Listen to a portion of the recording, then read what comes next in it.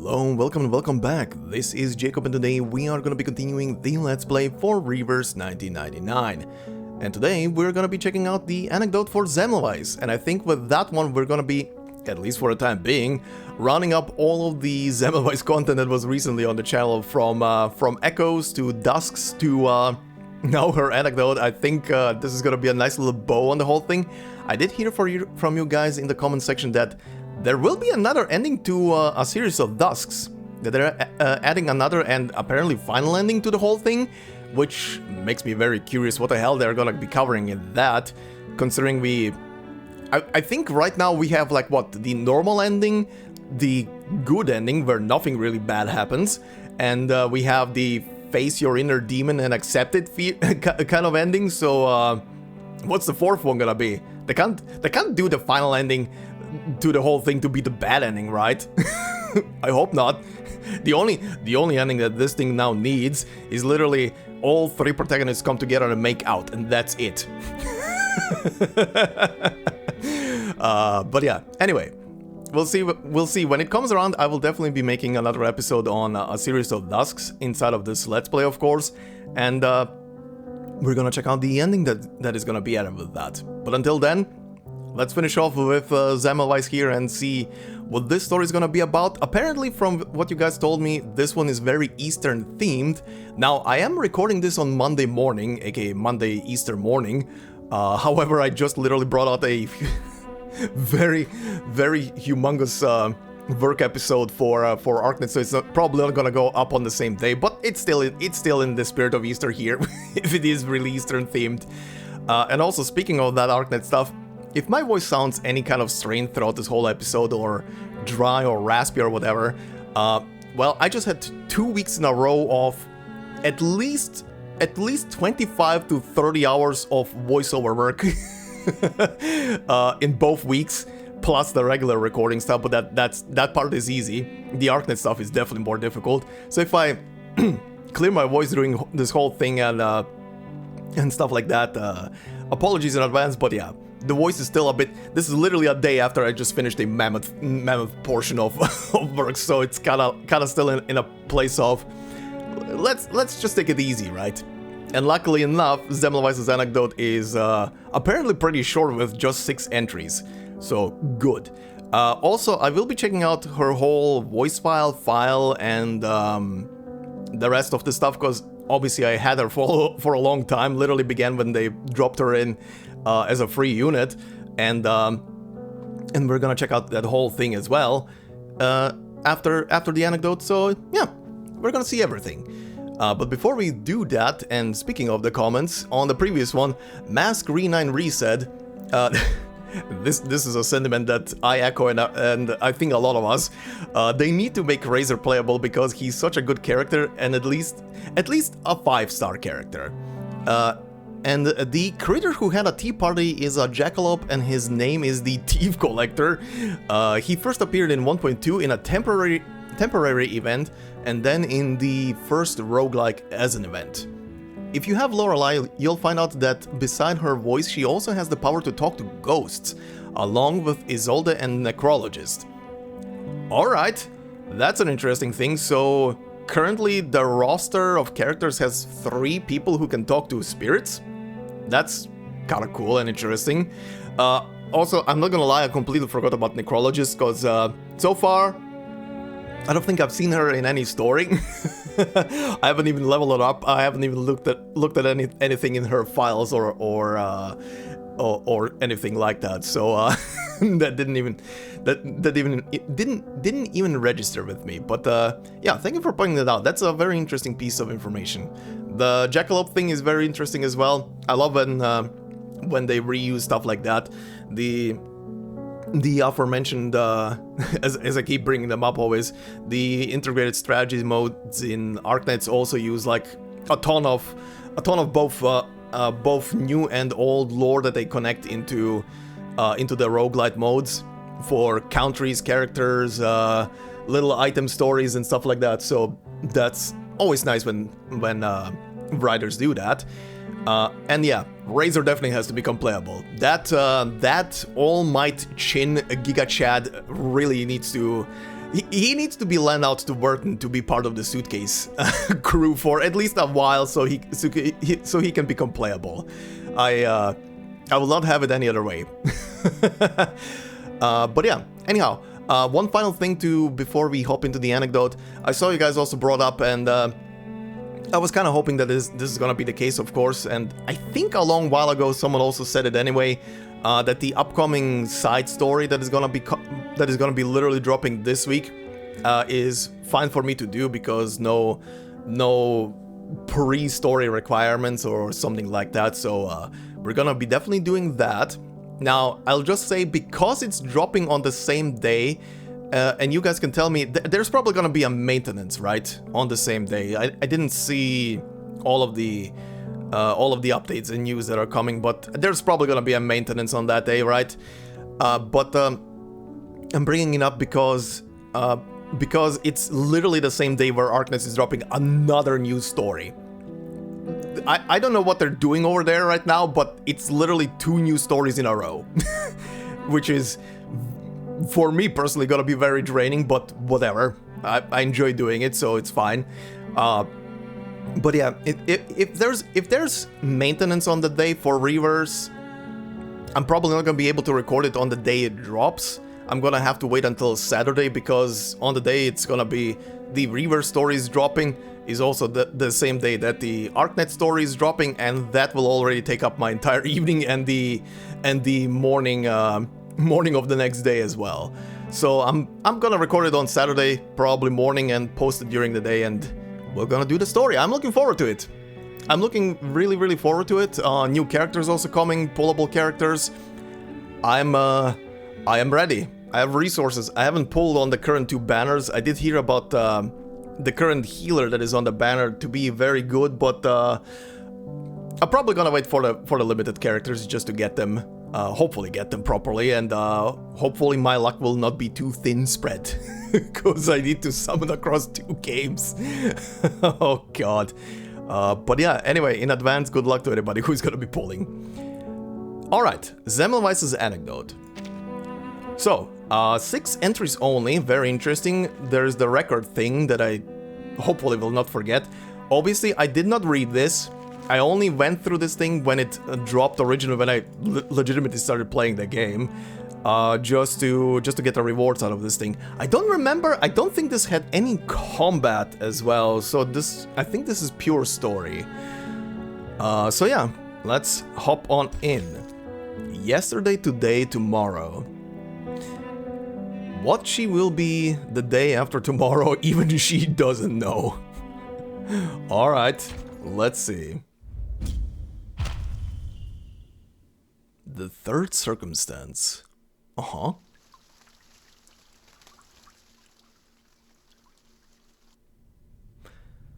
The choice for Semmelweis each morning is, in itself, rather simple. To awaken or not. That's a mood. I know it probably has some dark connotations to it, but that is a mood. Holy shit. Alright. And if she does choose to get up, the first thought in her mind would prescribe just what kind of awakening today will bring. There are 3 such awakenings for her. The first and best is one that launches her rapidly into action. A thought, sometimes brought up from her dreams, that reveals an unconsidered path or a fresh view of an older task. If she's lucky, she might uncover a new clue, like finding the missing piece to a long-forgotten puzzle. The second is decidedly less pleasant. It comes as a gripping anxiety that clutches hard at her chest, reminding her in dramatic fashion that she is still alive, whether she likes it or not. As for the third... Nice, I hear a clock now. I was about to say, I don't think I've ever had like a anxiety attack. Like, sure, being pressured by anxiety and stuff like that. Sure, but... Yeah, no, I don't think I've ever really had an anxiety attack. But yeah, the mood of you either spring into action or you're just like, oh god, it's another day. Okay, what's the third? Rehab Center, Laplace. Hey! Oh god, Emil. Piercing my ears. Hey! Captain, you're finally awake. Apparently you've been sleeping for nearly 14 hours. Damn. That is my normal sleep after I finish an Arcanist story episode. I can vibe with this woman. The more I read about Semmelweis, the more I'm like, I can vibe with this woman. Semmelweis sits up from the bed, her nightmares fading like distant echoes absorbed into the sterile walls around her. Emil stands, cradling a brown paper bag in his left arm. Its contents, nearly spilling out, show themselves to be otherwise unremarkable groceries. Each step he takes is accompanied by the clinking of bottles. Looks like... Are you about to throw a party here? Mm-hmm. Pretty much. I don't know. I'm thinking right now, how do I feel about Emil? Emil seems like a good goober, but he has like moments where he is very self-centered, which nothing new, but nothing new for characters in this whole game. But I kind of like him. I'm not gonna lie. He's not bad. He's a vibe, and he's very loyal to Semmelweis as well. I advise you to reconsider. But... Go ahead, ask me to leave, but you ought to know I'm not that easy to get rid of. So... What are you, a cockroach? A palace isn't exactly just around the block. I thought I'd bring as many supplies as I could. And? You're recovering quite well, Captain. Seems like you've managed to pass the first test. They haven't labeled you a dangerous patient. You should be in the clear now that you've passed the rejection phase after your transformation. Oh, this is now... Okay, this is now perfect. This is now perfect to go through this anecdote. If it's covering her, partially covering her, recovering from, well, the transformation in Vienna. Nothing interesting. It's only just begun. I've been battling headaches and drifting in and out of consciousness. When I wake, fish bowel face permits me fish bowel face permits me only to stare up at the ceiling. Fish bowel face? The individual responsible for my health. I have, as yet, resisted the urge to ask if that helmet makes her neck crooked. Because? If you want to survive, you're going to have to listen to the doctor's orders, Captain. No two ways about it. The Foundation needs you. Of course. I know that. Besides, these present restrictions have made me appreciate the little joys of life all the more. Semmelweis grabs a bottled water from Emil's bag and takes a long gulping drink from it, catching Emil looking over at her with a raised eyebrow. You have some thoughts on my appearance? No. Oh, no, not at all, but how can I put it?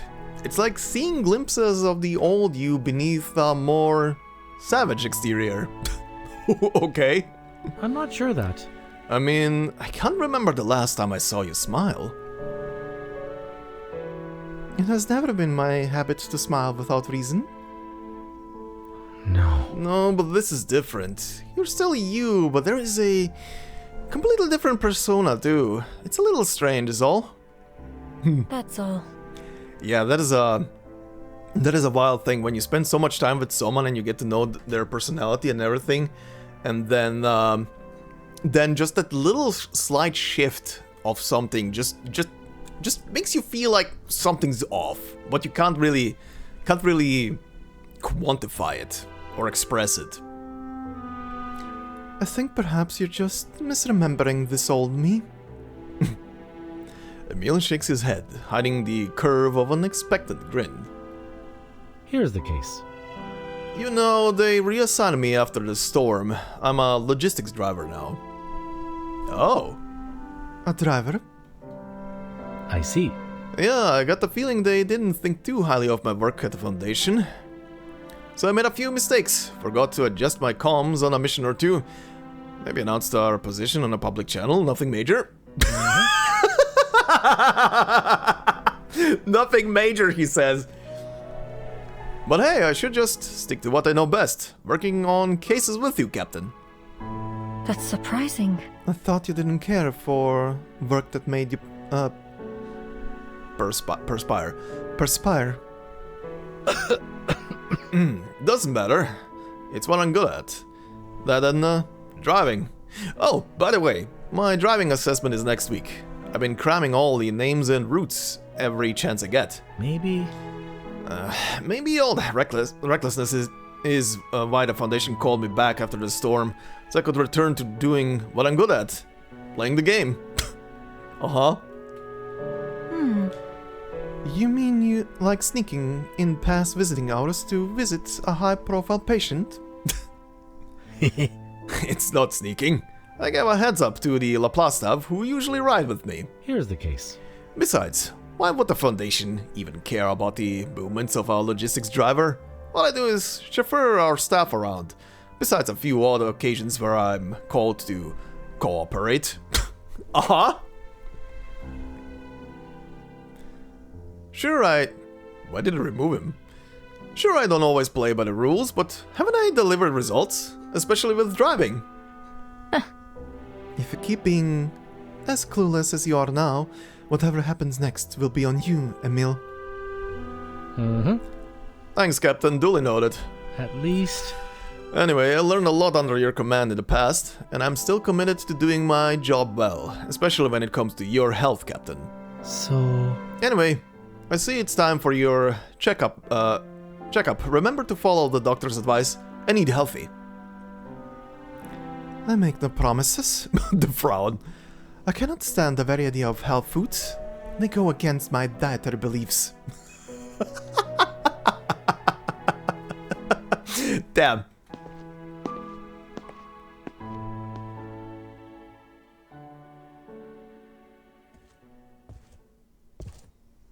Okay, where are we now?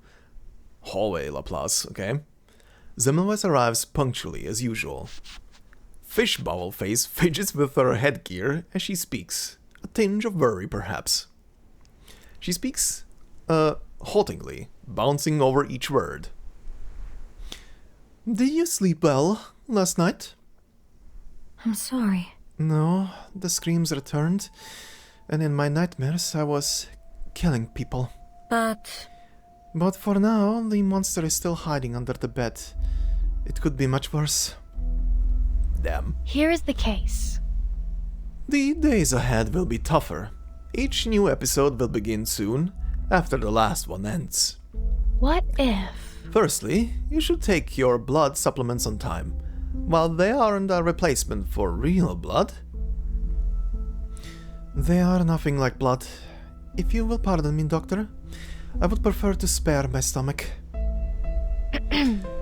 You've been abstaining from blood for 48 days now. Ooh, that's not good. Ooh, that's not good. Yes, life is ever a mix of hardships and misfortune, isn't it? Will I be permitted to leave soon? Calm down. These samples, I love the random samples of voices that they're using for these characters always. It just, you see the profile that they're using and it's like 3 different people and none of them match. The Timekeeper has already signed your discharge papers. Why did I go with that accent now? The Timekeeper has already signed your discharge papers. Someone will be in touch with you soon. But... However, your photosensitivity has gotten remarkably worse. You should be careful to avoid any exposure to sunlight at all. And about the burns, we can't let that happen again. Do you remember my instructions? Semmelweis raises her hand to brush her thick, long hair aside, covering these scars on her neck. Ouch. Yes, of course. Wait. Also, remember to take the injections I gave you. If you continue to abstain, it will make your days easier. Listen. Best case scenario is that it will satisfy your thirst for a while. However, in the worst case, it might make the beast more eager to power and control. And is there any way to be rid entirely of this vampirism? Huh. Oh, here we go again. It's the same old thing from every patient. You can't stand the smallest amount of uncertainty. The diagnosis must be definitive. The condition has to be curable. Here is the case. Sometimes there is no easy answer, and it has nothing to do with the complexity of the cause or the limitations of our profession. We may never be able to determine a permanent solution to your condition. There simply might not be one. But we're still trying. We've made efforts to find solutions with all the technology available to us. What if? If there were to be a way to make your blood repair itself, theoretically, you could function without needing to siphon new human blood. Okay, so that is the reason. I was thinking they were gonna be explaining it a bit. I mean, usually vampire stories just go into the whole thing that they need it for nourishment. And depending on the vampire story, it's gonna be like the vampire can live from like half a glass of blood for like a whole week, a whole month, a whole year, doesn't matter. Depending how they twist and turn the whole story around. But I was hoping they're gonna be telling something about why vampires in this world need the blood, and it's pretty much replenishing stuff that she can't produce anymore. Maybe. The greatest discoveries in human history have often come as accidents. It could be that your solution is just under our noses, so to speak. You're right. I hope that you're right.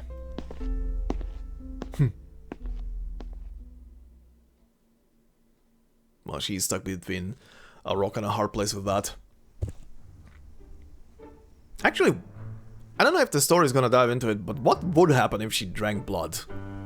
Would it just make her more feral? Her room is strange now. I mean, yeah, Valentina was drinking blood, and outside of having fangs and a bit of a paler skin than Semmelweis, I didn't really see the difference or felt the difference there. Her room is strange now, absent both visitors and voices, and bathed in sterile cold light. She returns to the memory of her first arrival, how she felt she had stepped into a maze of mirrors by mistake. Only now, when she looks into those mirrors, there is no reflection there to meet her, only cascading emptiness, like she isn't there at all. In some way, it makes her more self-conscious than ever before, as though she were projected onto every space without a mirror instead. It makes her feel unclean. The underlying principle behind it is unclear, but it feels as though it was something gnawing at her from the outside, covering her from head to toe, a second skin she longs to rub off. Yeah, I don't think they just said the transformation makes the more she transforms, the less she's gonna be visible in a mirror. They didn't. God, I might be forgetting it because I've been through so much the last couple of weeks. They didn't really say why the mirrors are not reflecting her, right? Or am I wrong there? I might be forgetting it. It hasn't been very long since the first symptoms appeared, that instinctive thirst followed by a surge of impulses. They have grown.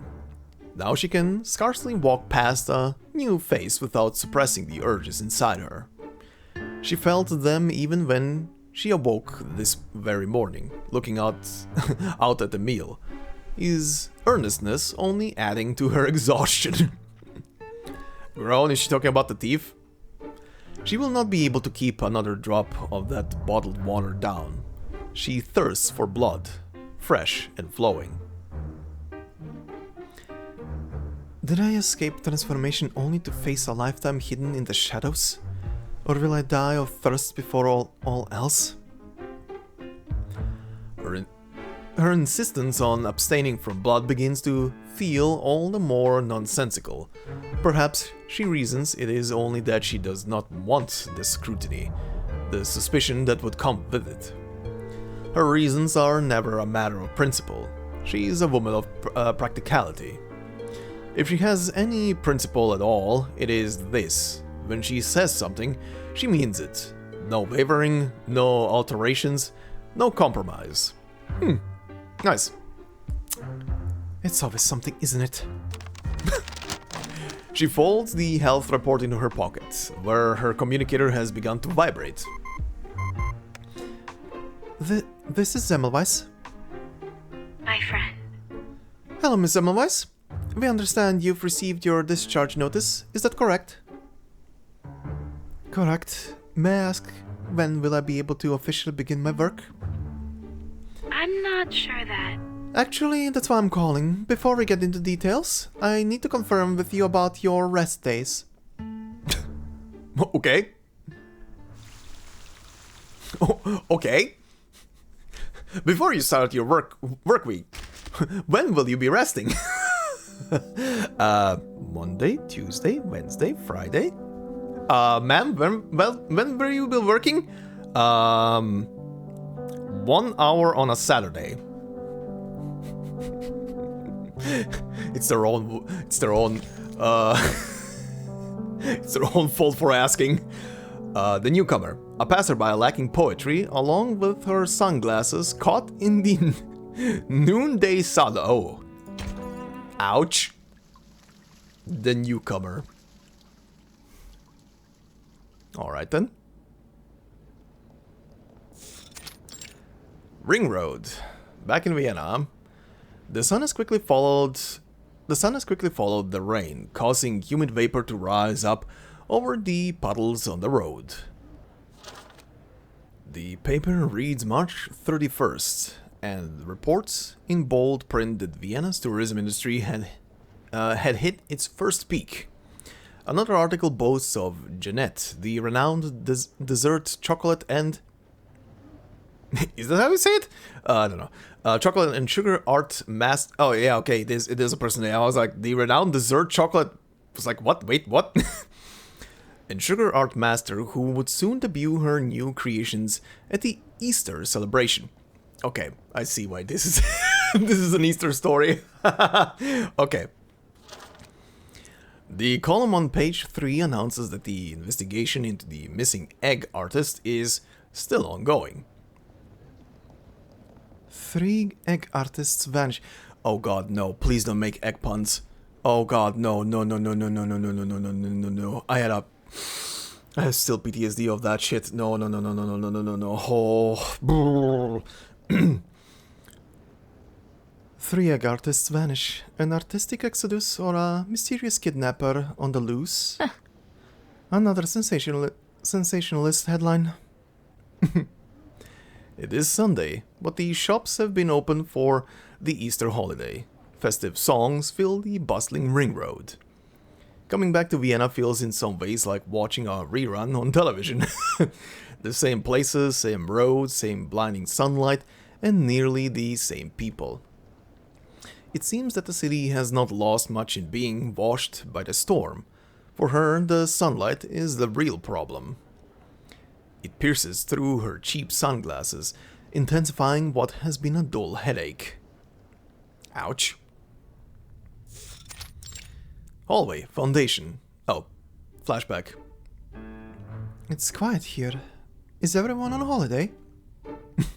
Here is the case. It's always like this for Easter. But Thankfully, things are usually quiet this time of year, but it doesn't mean Vienna citizens aren't exposed to danger, especially when it comes to our field agents and cases involving arcane events. that's right. That's right, it's big news. You should see the headlines in the newspapers. That's weird. There have been several disappearances over the past month involving Vienna's 3 most famous Easter egg artists: Elena Hall, Martin Keim, and Nora Ostern. Really? Her name is Nora Eastern? Or Easter, sorry. Okay. They vanished from their studios without a trace of forensic evidence left behind. No fingerprints, no footprints, not even a single hair. They were all key members of the local Artists Guild. However, testimonies from other guild members revealed their relationship to one another had become somewhat rocky. The papers have been speculating that their disappearances might involve some kind of personal conflict. That's strange. Missing artists, rocky relationships, all vanished without a trace. It makes sense why the newspaper are so eager. But why should I involve us? Here is the case. The investigators found a grayish-black powder at the scene that doesn't originate from the region. Our analysis confirm it is a byproduct of burning mycelium. Mycelium, huh? Yes, I read about it in the Amber Manual. Commonly used to make paint, but if burned, produces a hallucinogenic dust to be handled according to Arcanum procedures. Under normal circumstances, this material wouldn't circulate in human society, yet here it is in Vienna. It clearly has a link to the disappearances. I'm prepared to take on this task, but given that the case involves unknown Arcanists and possibly the Beyonds, not to mention hazardous materials, I request the return of my... No. I'm sorry, Ms. Emmelweiss, we won't be able to provide you with your regular equipment for this investigation. And why is that? The quartermaster is on vacation. Really? So... If you should run into any Arcanists or precisely the Beyonds, try to avoid any direct confrontations and contact the Foundation right away. Alright. Fine. This won't be a challenge. Hi. Holy face, Batman. What is wrong with you, ma'am? What did you do? Did you instead of splashing your face in the morning with water, take acid? What the shit? Excuse me, miss. Would you like to buy a poem? I know it isn't much, but I need money to find a place to stay for the night. A disheveled woman is approaching her with hobbled steps, her voice weak and low. Their eyes met as if she could see straight through Semmelweis's shaded lenses. Sorry, I don't think I can help you. Please, miss, have some sympathy.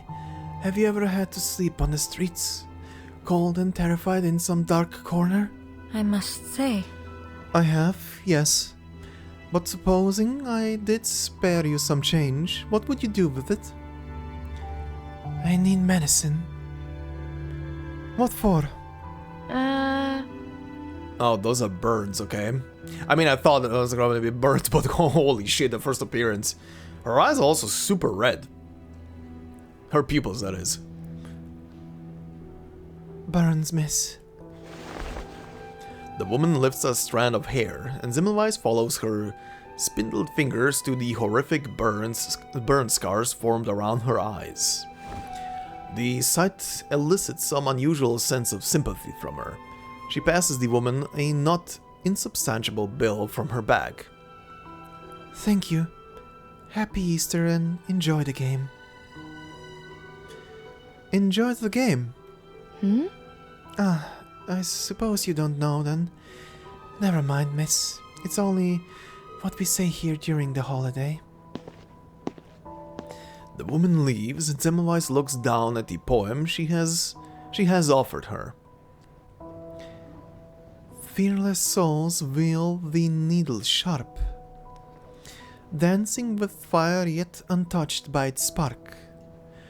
With a beam of light, let shadows depart. Time stretches as we bright the space apart. What could this mean?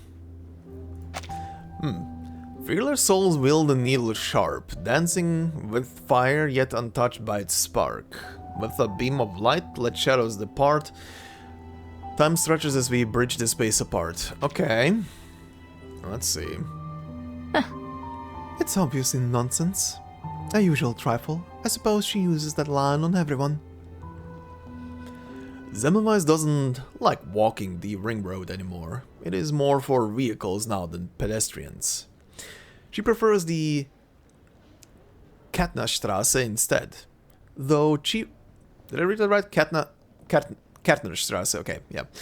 Though chiefly because because the shade from its buildings covers most of its sidewalk. On the street, reporters in festive attire are broadcasting live, hyping up tomorrow's Easter egg parade. The Easter egg hunt is in full swing, with each and every egg specifically handcrafted by the Artists Guild. Citizens who discover the eggs can open them alongside the finder of the treasure egg during our city-wide festival. A small cluster of people gathers around a shooting gallery as a man concentrates intensely, aiming his dart gun. The dart gun flies out and Semmelweis watches as the prize jiggles, then drops. I got it! Did you see that, huh? Great. I did. Great shot, darling.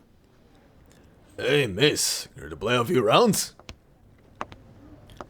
She shakes her head dismissively, her sense of déjà vu intensifying with each step. Tucking herself beneath the wide-shaded awning of a restaurant, she removes her sunglasses to watch for a moment as people and traffic drift past her. Nearby, Jesus Christ, children!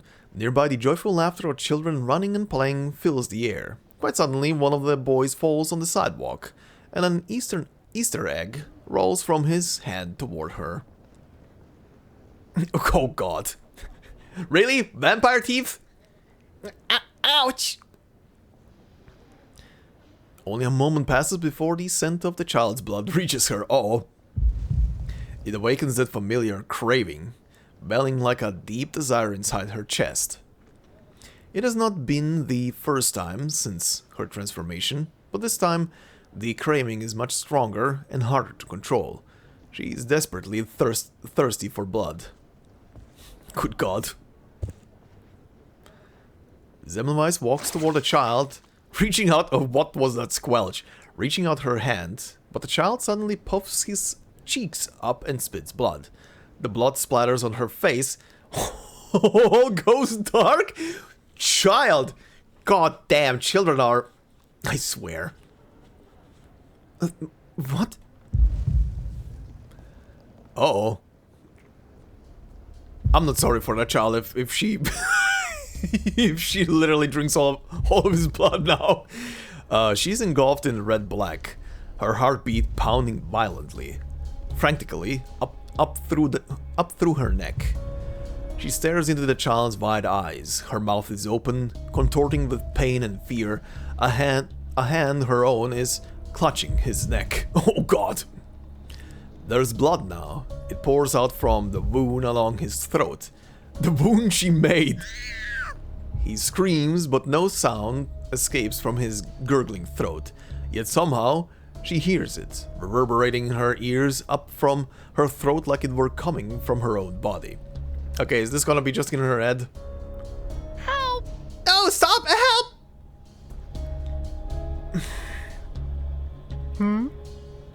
I can sense your excitement.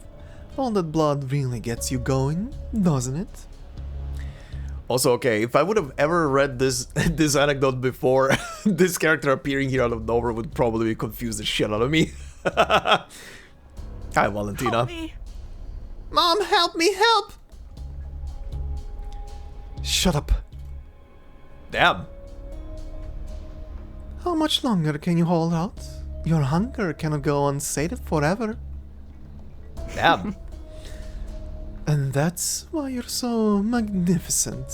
Because just like me, you can't resist. Shut up.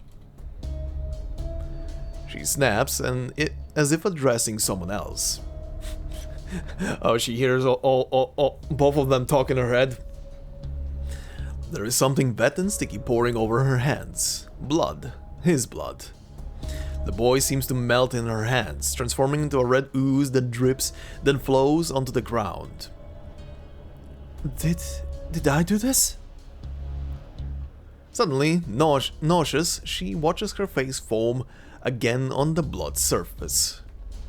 The face then morphs into Valentina's, then Bella's, the child, Valentina, Bella, all in a relentless cycle, their faces growing more twisted and deformed, like eerie masks mocking her. The blood creeps on her feet, climbing up to her knees. From the depths a low growl beckons her to join.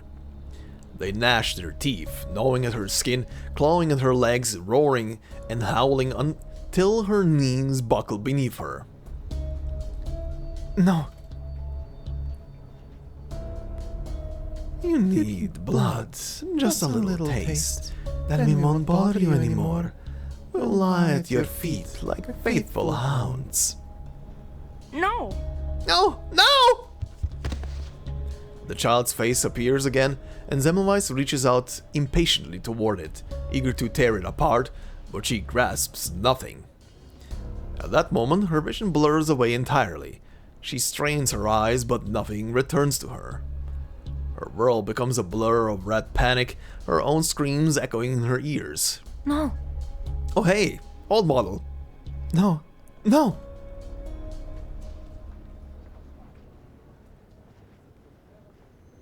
A sharp ringing fills her ears, drowning out her own voice. The red before her eyes turns white, and soon all sound and image fades. Her vision clears and she sees her hand. It is gripping the child's shoulder tightly. She swallows hard. Yep, there we go. Thought so. Oh my god. You okay, miss? Oh, never mind. Yes, I'm fine. Can you stand up by yourself? Thank you. I think so. The child gets up, then runs over to his fallen Easter egg. It is entirely black, a color she has never seen on an Easter egg before. Okay, that's interesting. Where did you find this egg? Here's the case. Oh, you're not from Vienna, are you? This is the best part of the whole festival. No. Right now, there are Easter eggs hidden all over the city. Everyone is out hunting for them. Look at this. This is just one of the eggs I found. My goal is to find the treasure egg. They say whoever finds it will receive the Apostle's blessing. Apostle's blessing? What's that? I guess it's some kind of special surprise prepared by the egg makers. You are... My mama says they're God's messengers like angels, and anyone could be one. Are you an... Are you an angel, miss? Right now? Yes. If you spit blood on her again, you're gonna lose your neck. I'm sorry. Sorry, I'm no angel. Since you've already found such an unique egg, you must know where the treasure egg is hidden, don't you? I can't tell you that. You got to find it for yourself, miss. So, it's a secret? The biggest secret of the whole festival. I can only tell you the most important rule. The clue to the treasure egg are hidden on each egg. Semmelweis pats the child on the shoulder as she stands, noticing now that she is directly over a storm drain. Besides blood, what else can quench her thirst? Water, if only temporarily. And any water will do. Rainwater, river water, perhaps even this water. Urgh. Wait. Wait, miss, take this! Why? Why? I see. I guess you look like you need it. You seem a bit tired, miss. I thought you were going to fall over. It's nothing. Anyway, it's yours now. I'll find another one soon, so giving you this one is no big deal. Are you sure? I should warn you. You might miss out on the treasure egg because of this. And this stranger you're being so generous to could be a devil in disguise. Really? We'll see. Goodbye. Goodbye. Enjoy the game. Semmelweis watches the child run back into the crowd, feeling the curious gaze of her many onlookers. She puts on a polite smile, attempting to disarm their looks of concern, before donning her sunglasses once more and making a quick exit. Dreadful. Bloody dreadful. Why am I hiding again? She stifles a faint whimper from her throat. How had the monster within turned her into this? How had just touching the child triggered those murderous hallucinations? Thinking about what she was capable of, that child's life fading away in her hands in such vivid and grotesque detail, she can't help but shiver. She has realized now it is not a beast to be tamed. It is caged, and eventually it will tear out from inside of her. And when it does, it will claim all that's left of her rational mind. Damned all because of this blood ban she imposed on herself, limiting both pleasure and pain, holding her back from true freedom. If she is damned either way, then to hell with this blood ban. Oh, there we go. Proper decision. Zemmelweis looks up to the sky. Birds are flying across the blue canvas above. Spring is the time for new life, and a time to hunt. Oh god. But quick. Time to move. I love the pose with with the cape. Blood, blood. Ooh.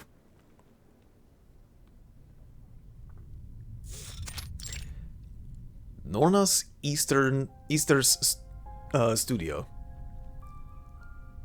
The situation in Elena and Martina's houses each match the reports from the police investigation, and there aren't any new clues. I'll have to hope that Nora Osterns... I was about to say, it said Nora Easterns, so they translated Ostern to Eastern in the location? Is that a whoopsie? I'll have to hope that Nora Ostern's place will have something. Zemmelweis slips gently under the checkered tape as she reaches the other side and begins her investigation. The grey-black walls seem to absorb every hint of color. Graffiti is scrawled across them with a single repeating word: Easter. As she sweeps her eyes over the scene, what stands out most is the oppressive atmosphere within the house. Its windows tightly sealed and curtains drawn, enveloping it in near total darkness. A house like this, it seems unusual for a kidnapping. Too dark, too inaccessible. It had to be targeted rather than random. She draws back the curtains, letting moonlight spill into the room. She immediately takes notice of the crack in the window and follows its trail to a circular gap. Was this the method of entry? Oh, did someone like cut a circle in a glass to open the window? To stick their hand in and open the window? No, it can't be. There is no way to open the window from here, and the crack is old and worn. This was made before the kidnapping. Why was it left without repair? Good question. Nora Ostern's workbench casts moonlight shadows on the carpet. Perhaps papers are scattered haphazardly over her tools. The front panel of the drawer appears to have been burst open, with a letter opener left sticking in the lock. Oh, someone busted in? This was forced open. These files likely came from inside. An orphanage, Vienna University, and various shops on the Kernerstrasse. These are client orders. She continues flipping through and finds a group photo of the Artists Guild under the last file. In the center of the photo is Nora. Elena and Martina stand on either side, hands resting on her shoulders. Nora is trying hard to appear happy in the photo, but there is something in her smile that seems forced. This photo was taken a month ago. They must have already been working on their designs by then. She puts the photo back and continues her inspection. Under the workbench on the carpet, she finds a shattered egg. Picking up a piece... that was a sound. Picking up a piece of the shard, she holds it up to the moonlight. Black, much like the one the child gave me before. Then this is Nora Ostern's design. What on earth is she trying to do? But why would she make black eggs? Do they have some special meaning? Huh. Wait, the color here seems off. Under the moonlight, she can see through the thin shell of the shard, except for some speckled spots that don't reflect any light. Oh, was there a pattern on the eggs and she covered all of the eggs with the color black to hide it? She touches a spot with her thumb. It is slightly damp with a pungent, tantalizing scent. Blood. Quite fresh too. But to whom does it belong? Ah. Ah, is that why all of the... Oh. Is it gonna be a murder case? Well, maybe we'll see. But maybe an accident happened, blood was spilled and it went over all of the eggs and then someone literally dunked all of the eggs in black color to hide the blood? The shard cracks suddenly under her finger's pressure, its surface bursting apart. There is another scent now. The smell, it's burning. She flicks off the fragments, steadying herself against the edge of the table. Her facial muscles spasm out of control, and from her contorted mouth, she begins to laugh. But her eyes betray no sense of joy, but perhaps due to it only being a small shard, the effects wear off quickly. Oh! It's mycelium. So then it's laced into the egg's coating. But what is happening to me? Let me see. There are small bloodstains on all the remaining shards. And recent too. They must have smashed the egg and hurt themselves. Okay. That's also a solution. Mycelium had quite a reaction on her. Is mycelium gonna be the replacement for blood for her? They ever sloppy about it too? Must have been in a hurry.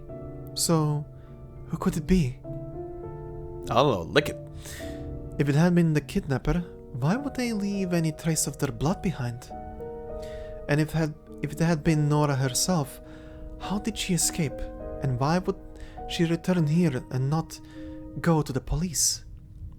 And if it was neither, then who else would have come here and left in such a hurry? I see. To answer these questions, I must find out whose blood this is. Time to try my arcane skill. She closes her eyes, concentrating, trying to focus on the scent of the blood, just like she had practiced in the hospital ward. Now she can vividly recreate any scent she has encountered before, her senses sharper than ever. Images flash inside her eyelids. She's literally a bloodhound. Making sense? She's a vampire. When she opens her eyes again, the scent materializes as a trail in the air. Nice. Perhaps I can still catch up. Semmelweis watches as the air blurs and the shadows transform into two figures. One of the shadows flickers on the wall and darts outside. The breeze stirs the curtains, making them flutter, while police sirens outside rise and fall along with the wind. Nice ambience. Okay. Oh, still going. Woods near the studio. Following the scent's trail onto the empty road, Semmelweis soon finds herself at the edge of a dark forest. She catches a glimpse of a shadow darting by and stops, seeing only a dark path ahead. The trail of that sweet scent leads inside. There is another sound, swift, light footsteps, linger lighter than a human's, closer to an animal's, the paws of a hound. It's nearby. There are no howls or snarls, no obvious sign that the shadow intends her harm. But Semmelweis knows the truth is quite the opposite. Whatever else it is hunting her. The rhythm of the shadow's movement changes in an instant, then silence. Suddenly the silence is broken in a burst of sound, as her eardrums register the shockwave of a shot, and a nickel iron bullet comes flying straight towards her. Oh? She's gonna be fine. Just turn yourself into poof. Into a big poof of smoke. Alright, interesting. News tonight. This program has no need for boring themes. Hand the camera to the fangs and flying bullets. Okay.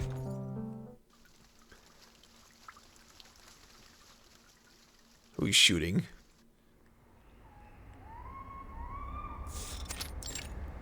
Okay, what's near the studio? Yeah, still here. Oh, there's the bullet.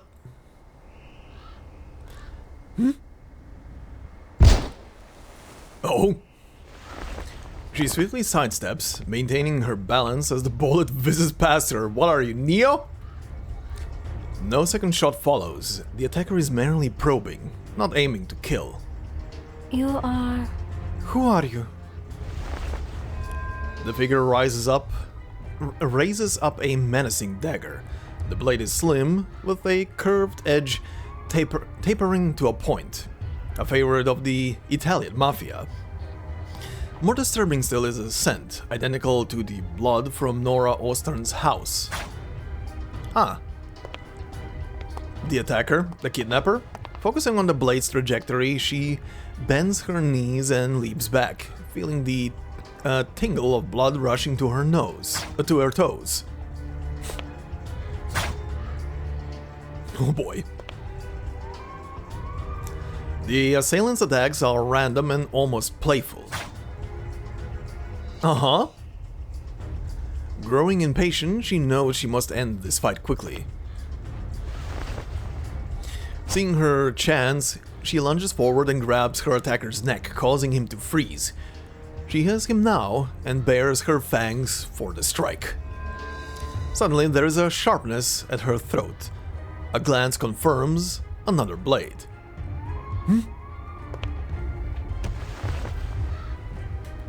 In a fluid motion, she strikes at his wrist, forcing the knife from his hand as she pulls back from him. The knife spins through the air and lands with a clink. A beam of moonlight cuts through the trees, illuminating the path between them. In the half-light, Zemmelweis recognizes his face. You are... You're with the Foundation. Aha! Oh, Pavia! Oh, that's a surprise. Alright, hi. Oh god, I don't know how does he sound again? Oh, it's you. I've heard about you. Oh, red-eyed Lazarus, who was half dead one day and end up and about the next. Wait, what? Who was half dead one day and up and about. Never mind. Ignore.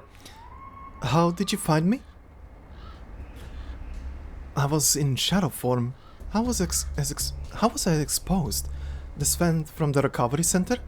Or the shampoo I used yesterday? Uh-huh. Wolves can sniff out trouble from a mile away. Oh yeah, he also has fangs. Of course, not all trouble is bad, if it's the right kind.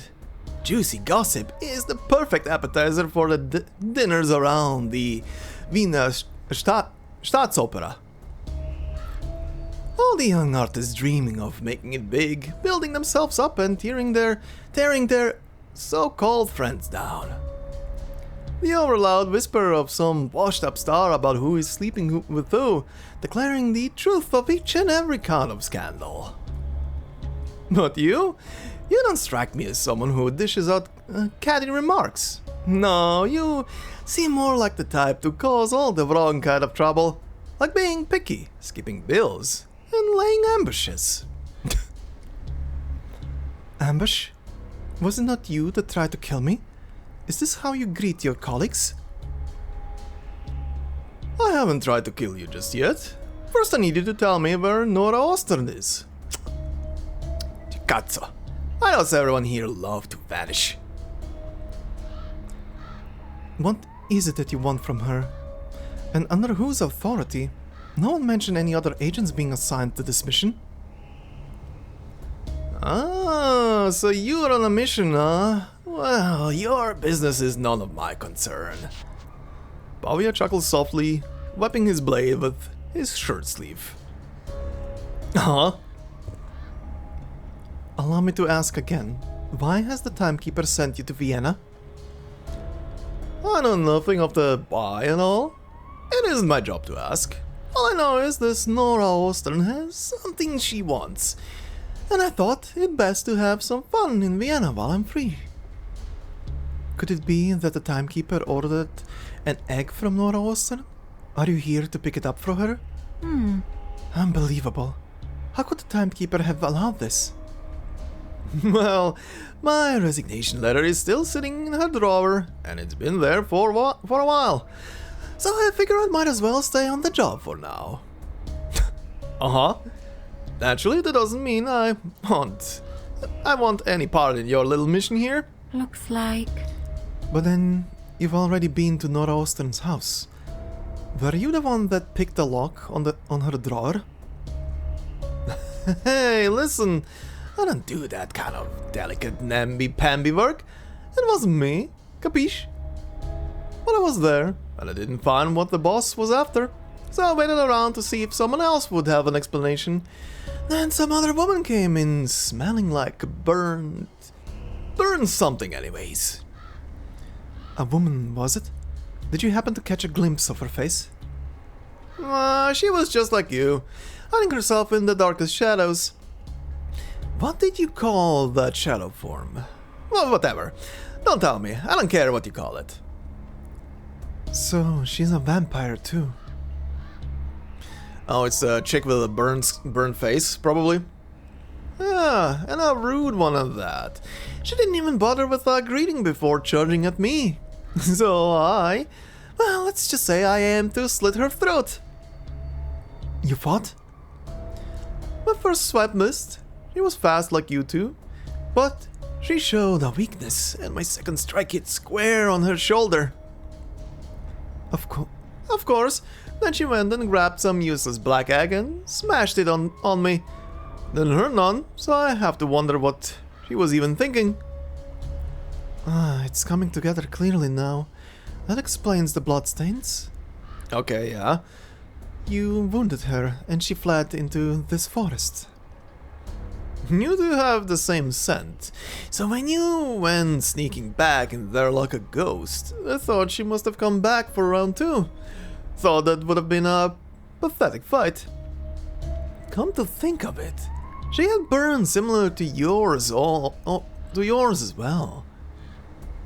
It's definitely that chick. Zemmelweis chuckles as Pavia points to her neck. She has given up trying to mask her annoyance. What are the odds she'll survive your attack? Survive? Not going to happen. She's like you, got the same eyes, and I know what that means. She won't last long, not without fresh blood.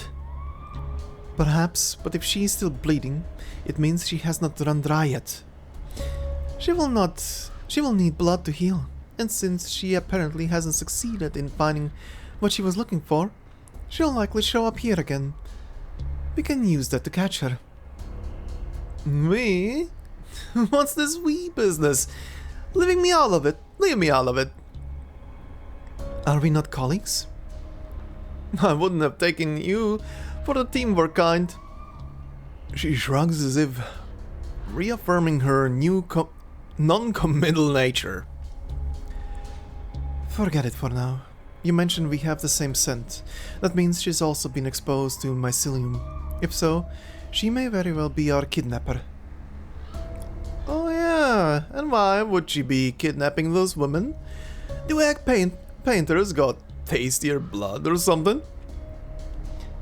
You're right. If all she wanted was their blood, wouldn't killing them outright be simpler? Then it's money. It's got to be. Yes. Money is certainly the most obvious motive, but the authorities haven't received any ransom demands. Well, it's been so long since anyone has heard from them. Maybe it was not a kidnapping but a killing, and they're just lying in a ditch somewhere rotting. No, the egg still showed up in time for the festival. As curious as that is, for whatever reason, they must still be out there.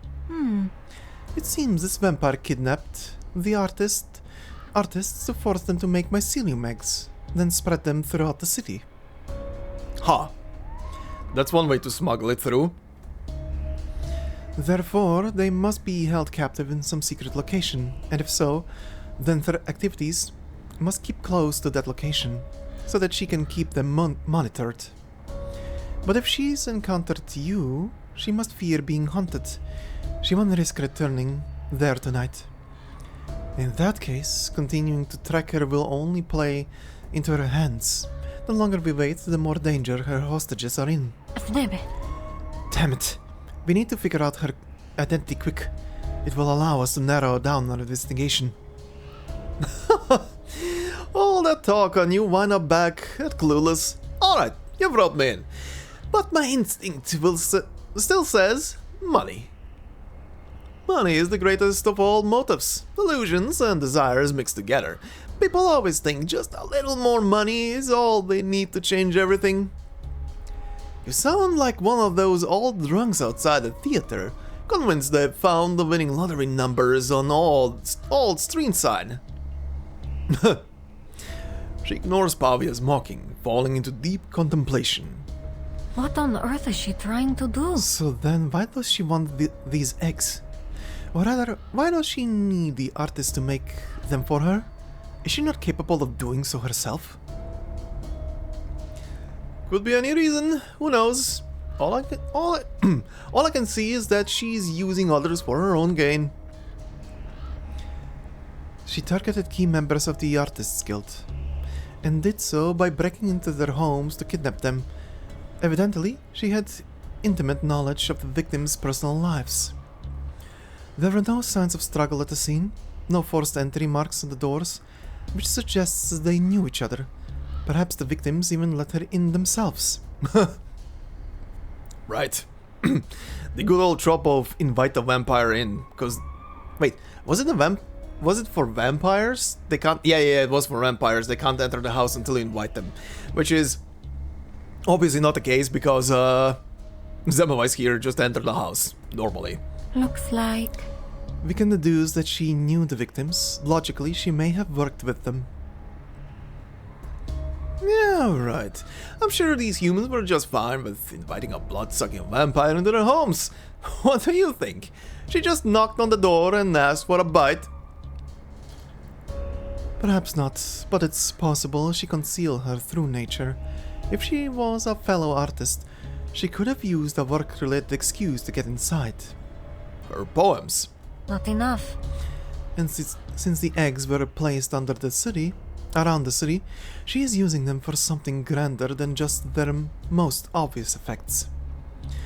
She's even seen to it that the festival proceeds without interruption, so that everyone will open their eggs together. If that's the case, then everyone along the parade route will be affected by the mycelium powder. And that's her plan. She intends to dose the entire population of Vienna. Then she must be observing everything. She will need to ensure it all goes to plan.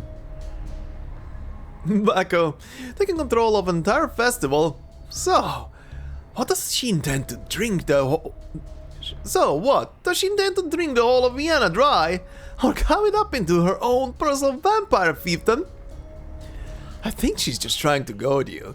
Force you into searching for her everywhere. It's clever, I admit. She'll wait until the time is pitch perfect. Then she'll emerge and make her move. For her, evading capture now is simply a game. Aha! If you want to catch her, you'll have to play her game. Play her game. There is something stirring in her mind. An unmistakable sound pierces the air, breaking her from her thoughts. The wail of police sirens. Stop there! Police! Hand up! A hand up? Yeah, hand up. A single hand up. A bright light pierces through the gaps between the trees. Instinctively, she raises her hands to shield her eyes from their lights.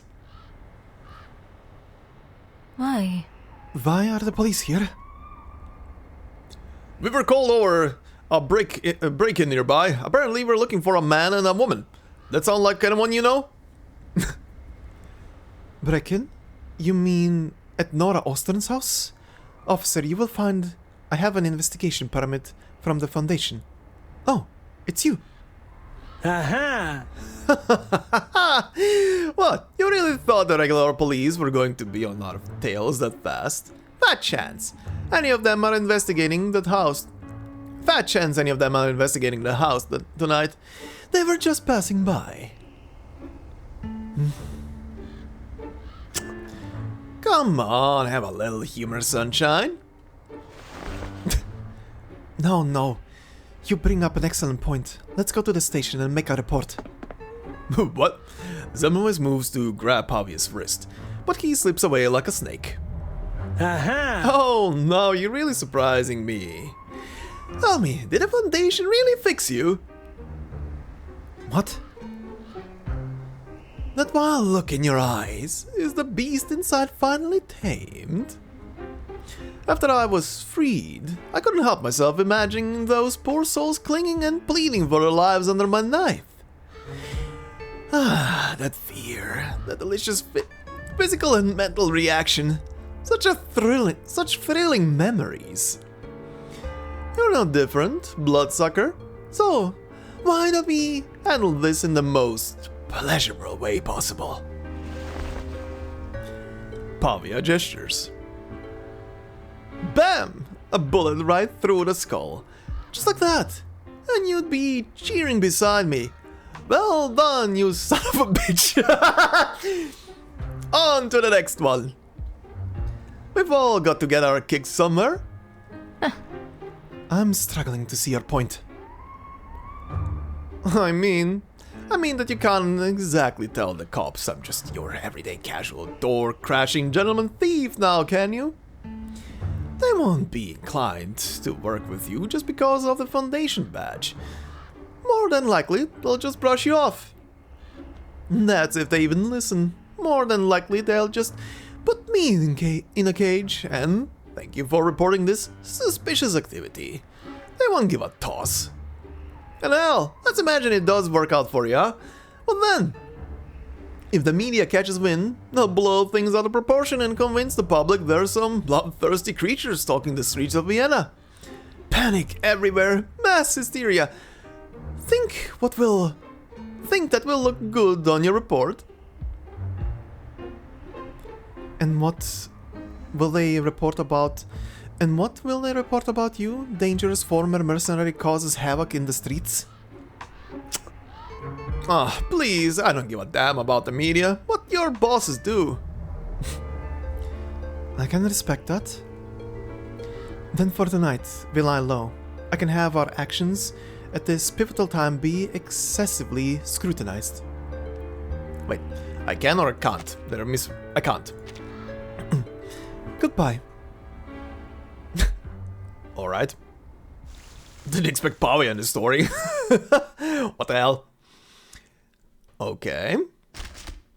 Okay, so definitely a chick with a scar. Let's see. Search mode. A blank mine is the best state for searching. That way, you won't miss any hidden clues. Uh-huh.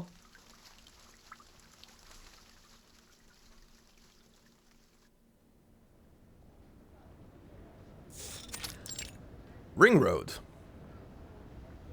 The crowd filled the streets in festive air, the city buzzing with excitement. Voices, footsteps, and broadcasts echo along the ring road. A mix of excited chatter, languages blending, and snippets of conversations Zemlowitz can't quite catch. You're late, Emil. There's only one thing worse than the storm: holiday traffic.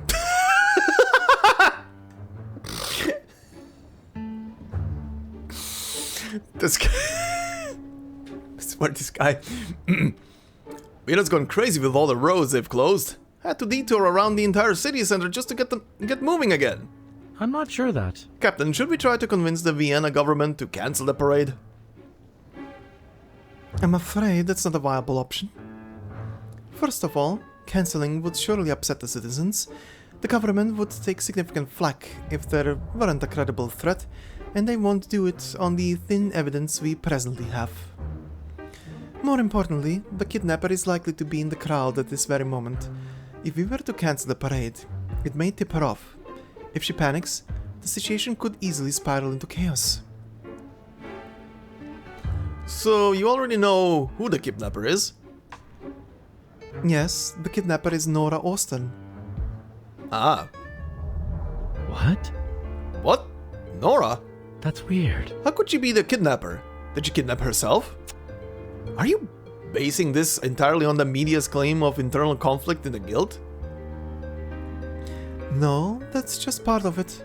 Her main motive was to make herself look like a victim. That way, no one would suspect her, and she can play this game of hide and seek with us.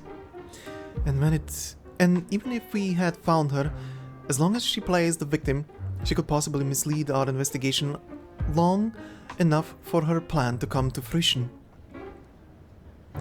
But how did you come to suspect her? Last night, the police received a report that someone saw a man and a woman breaking into Nora Ostern's house. I see. Yes, you and Pavia. I don't understand your point. Yes. My point is that it wasn't only us in the house that night. Hmm? You mentioned that, yes. But there was a third person at Nora Ostern's house last night. A woman, or more specifically, a vampire like me.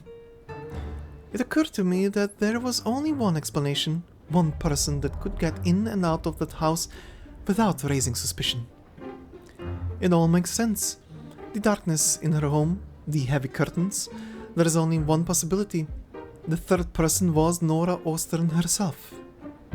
For example, But wouldn't the neighbor have seen her too? Nora is capable of traveling in shadow form as I am. She infiltrated the house the same way she must have many times before, through the broken glass. Ah, yeah, okay, that's clever. That's why the glass never got fixed. Then the only people her neighbor ever saw entering the house were Pavia and myself. She didn't know about her secret entrance. We didn't know about her secret entrance. No one else would, except Nora. that's... But why return last night? Why?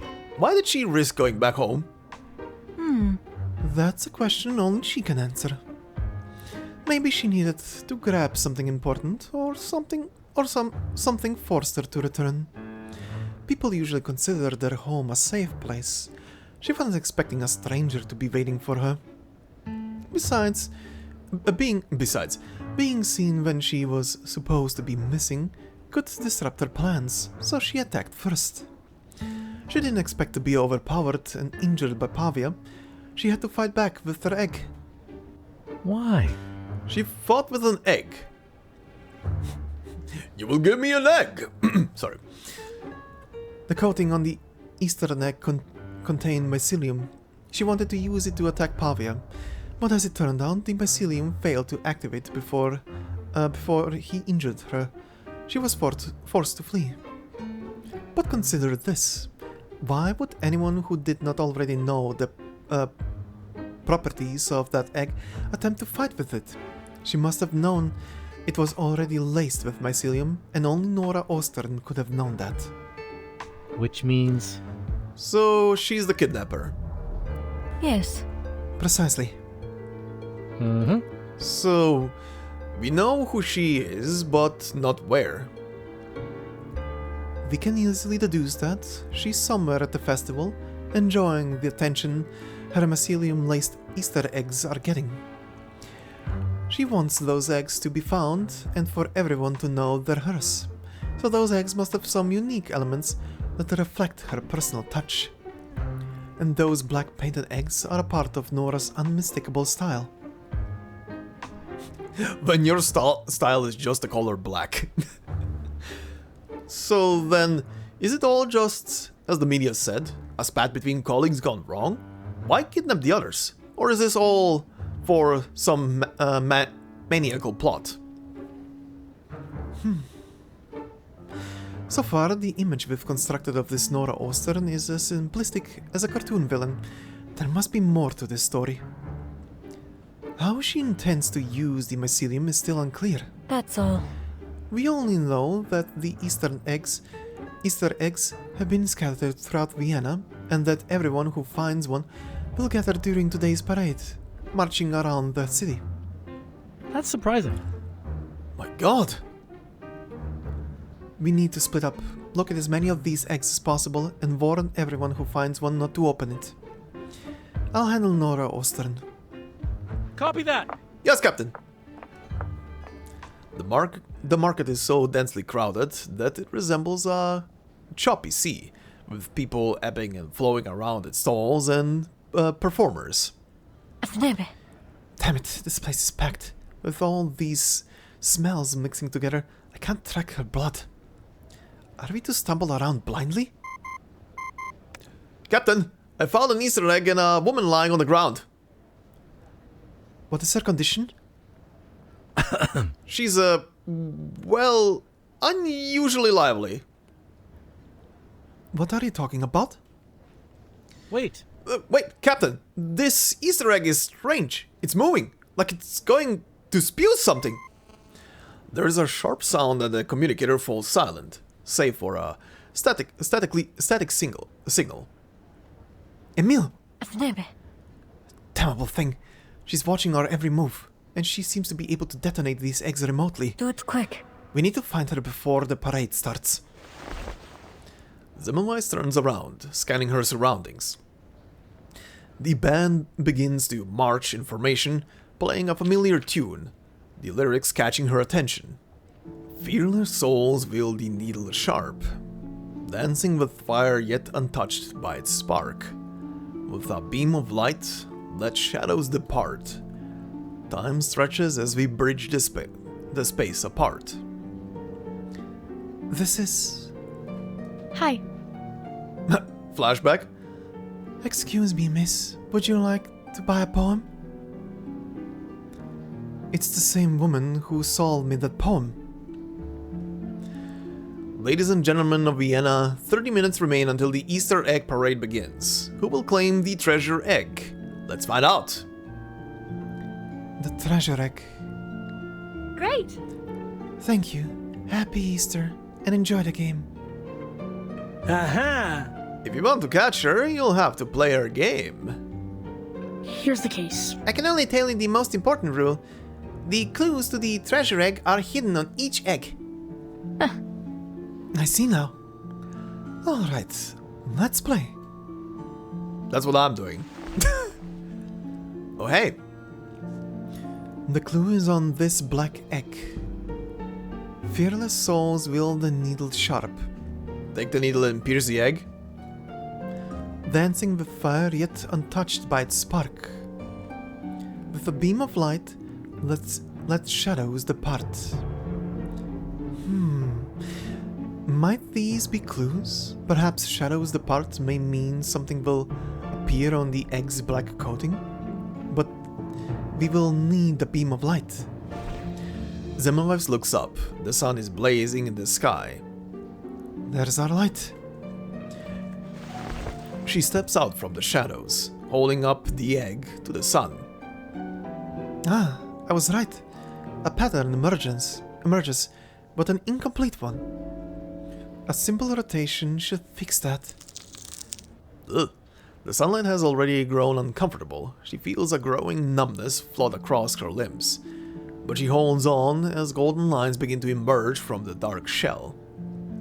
Ooh. I see. That looks nice. There it is. So this is the clue, and the key to finding it is light.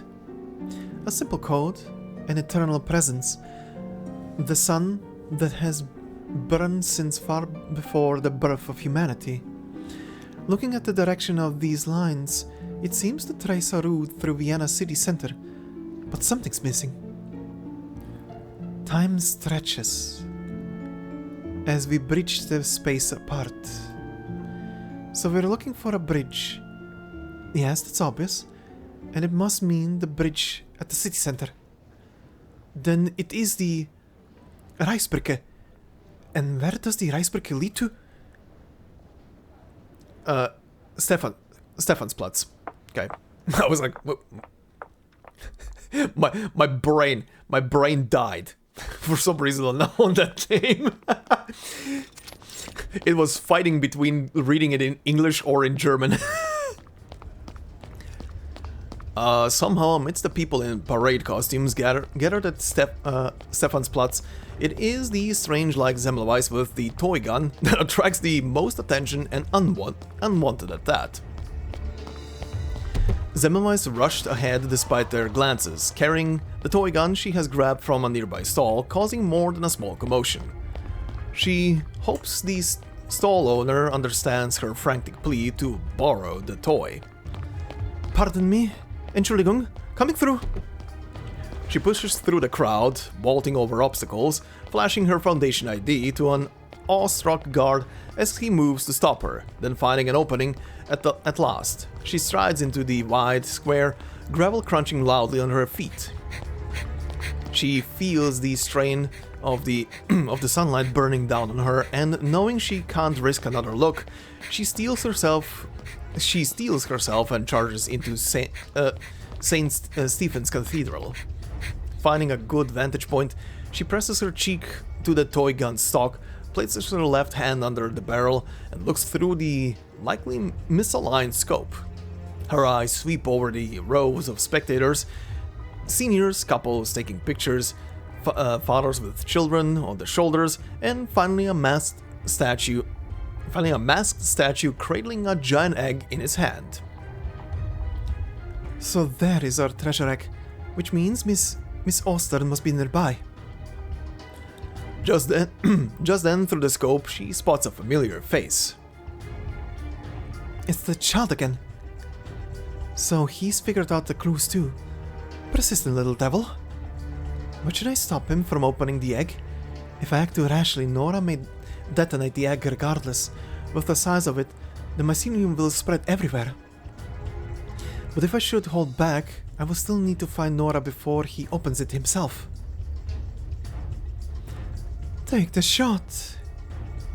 You again. You'll never find Nora in time, and that kid is determined to open the egg. You really only have one option. You can limit the damage, of course, but blood must be shed. So why not let it be ours to drink? Aim for the eyes. Even with these darts at this range, it'll make him bleed. It will make him stop. Shut up. Shoot him. Do it." Damn. Amidst the pageantry and joy below, Semmelweis stands wrestling silently with herself. The sunlight momentarily dazzles her, her eyes stinging. A sudden premonition strikes her: the child will die. He will die if she allows it. "My goal is to find the treasure egg. They say whoever finds it will receive the Apostle's Blessing." "Apostle's Blessing? What's that?" I guess it's some kind of special surprise prepared by the egg makers. My mama says they're God's messengers like angels, and anyone could be one. Are you an angel, miss? Let's congratulate the lucky kid who found the treasure egg. The crowd cheers, the kid runs forward, disappearing from her scope's view, the statue's hand pointing at him like a withered branch. At that moment, she forgets her premonition, replacing it with another feeling, a sense of certainty. Found you.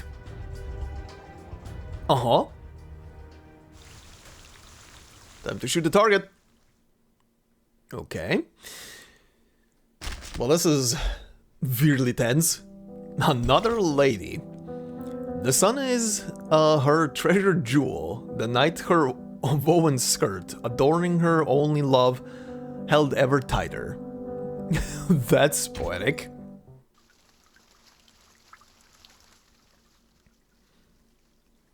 Alright. Oh, where are we now? Outside Vienna. Okay. Today has been a long and unlucky day for for Nora Oster.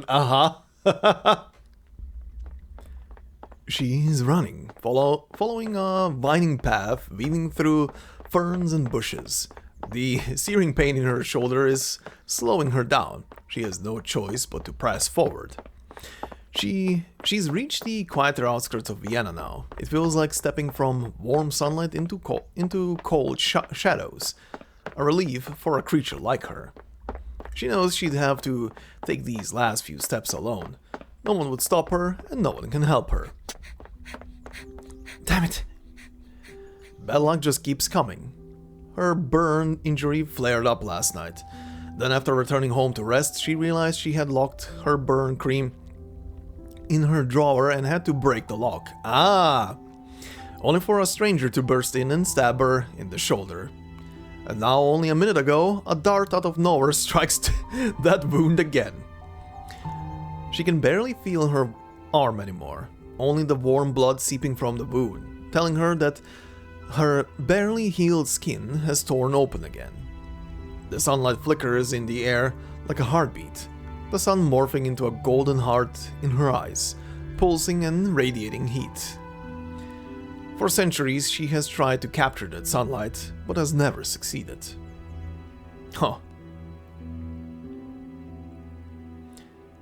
Nora, if you stare into the sun, it will burn your eyes.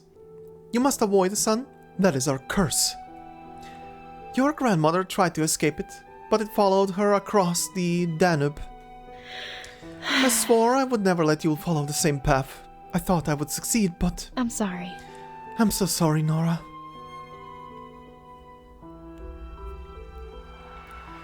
The sky darkens and a chill brushes her face. Nora freezes, a figure stands before her, breathed in sunlight. But no reflection is cast on the lake below. There is nowhere left for you to go. The figure closes the distance, knocking the mask off her face. A loud cracking noise echoes as Nora is brought down to her knees, her hands clawing at her face. No, don't! Her face is covered in large, scabbed burn wounds, the surrounding skin red and inflamed. She gasps for air, and through the pain returns to a fierce anger. It hurts, doesn't it? Especially around the 10th to 14th day of recovery. I know. My doctor told me that even though our bodies recover quickly, we shouldn't scratch sunburned wounds, or they will struggle to heal. I suggest you avoid that as well. What would you know? I know it was Elena Hall and Martina Keim who did this to you. That's why you want revenge, am I correct? Here is the case. They discovered my true nature. It was a simple slip, falling down the stairs to the guild hall. I just didn't want to get hurt. I transformed, only for a second, but that was all they needed to see. If I had been more careful, if I had remembered my mother's words, I was careless. Well, those two are assholes then. She had hoped perhaps they would not hold it against her, but when she was appointed the lead designer for the Easter festival, her former friends turned on her. They attacked her in her studio, pulling open the curtains and slamming her face against the window. Okay, assholes. She tried to squeeze her eyes shut, but they twisted her arm behind her back and forced her eyes open, making her stare up at the sun. No, stop! Please stop! That window, her mother used to play a song on the piano that lay before it. A song about someone who was blinded by fire, but still wanted to dance in the sunlight. Her father would joke, "Dear, you've blocked our only view of the Danube." And she'd rest her elbows on the dining table, hands clasped like a prayer. She knew her mother would explain the song's meaning again and again until she understood the connection. On the night she was burned, she thought of her grandmother's, mother's and father's funerals, and of her mother's tender prayer. Nora, you know, God is our only fortress. Nora had hated blood. It was someone else who loved it. the demon that lived in her veins. But at some point the lines blurred and she and it became the same creature. Huh. Maybe. Funny, that's like the third ending for Dusks with Semmelweis and Bella. Maybe it was hereditary, but I've always loved playing with colors. Since I was a child, I've loved painting on those old walls. Here is the case. I grew up with the old streets of Vienna, in the house that belonged to the Artists Guild. It was always well maintained, and our community lived in peace and harmony. My mother inherited my grandmother's skill and became an egg decorator. So did I. My mother even changed our last name to Austen as a homage to the Easter holiday. I took pride in that name. You come from a great lineage of artists. Yes, as vampires, we learn to master the balance between light and shadow. Maybe it was the sun, or perhaps it's the beast within my blood that rules me now. So? One day, you'll understand that feeling too. That's why you must carve out your own place in this world. I don't need to carve out anything. It makes no difference whether you carve out your own place or fall in line. They'll come after you just the same. The only choice you make is who stands by you. Yeah? Yeah? Yeah?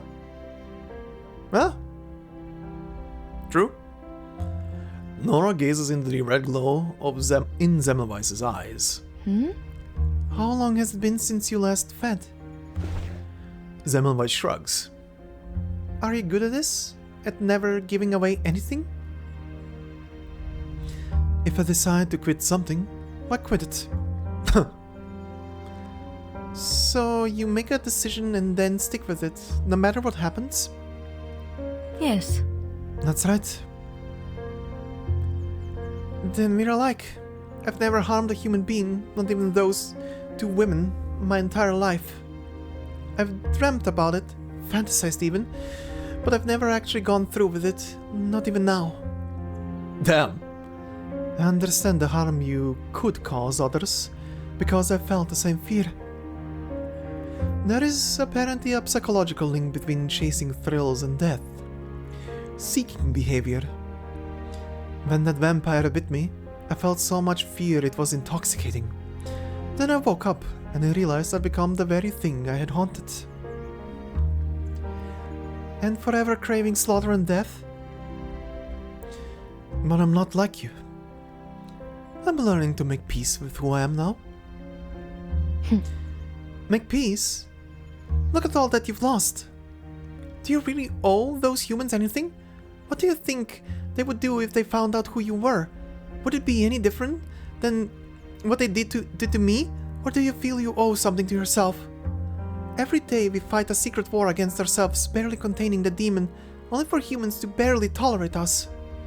But now we see each other, and there is only one path left, to destroy one another. Uh-huh. Indeed, to be a pure-blood kill by a halfling, it must be exciting for you. Then why haven't you attacked? I'm defenseless now.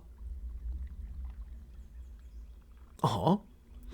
Nora closes her eyes, ready, but the expected pain never comes.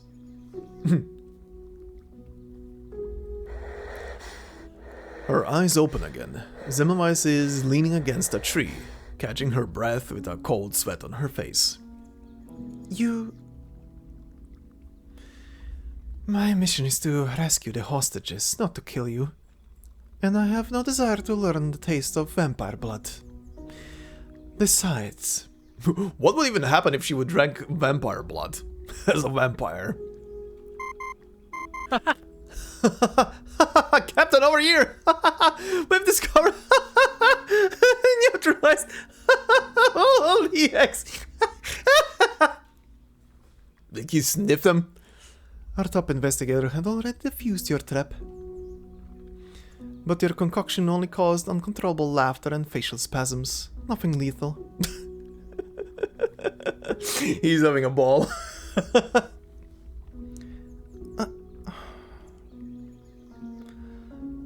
Where are the others? Your victims? Here is the case. You'll find them in the sewers under the city center. Follow the scent of food. They're deep inside the main tunnel system. For you, it shouldn't be too difficult. You know, you're a talented wordsmith aside from an artist. Those puzzles in your poetry, very clever. Such accolades are not truly fitting for what I've become. I don't care. So you wanted revenge on them? I can sympathize. Really, even if you had planned on devouring them, I personally wouldn't mind. But... Though reporting such an outcome would certainly have caused a stir. So I'm glad you opted to keep them alive. why? I'm curious though. If sunlight causes you so much pain, why do you seem to desire it in all of your work? I mean, when you lose something that was always there, and you never properly appreciate it, when you lose it then, you suddenly realize how much it meant to you, and you crave it all the more. I would say. I suppose I hoped that the pain would fade in time, that maybe I'd become accustomed to its touch. I wanted to rage against the curse that befell my family. And this blood within us is a curse, but still, there are things more important than life itself, aren't there? To be noticed, to gain recognition for your art, even just causing a momentary smile. It feels like achieving immortality. I disagree. I don't see things your way. No? I can only see how painful people become with even the slightest amount of success. One lucky moment, and suddenly they think they're gods, apostles, believing they can control everything and shape their destiny however they want. If you're one of those, I admit, I would look down on you. Tell me, miss, do you believe in God? No, I don't. Yet you still made a vow not to drink human blood. Then you think of yourself as someone who holds their own sacred principles. Not really, no. You don't believe in God, and you don't even believe in your vow. What do you believe in? I believe in myself.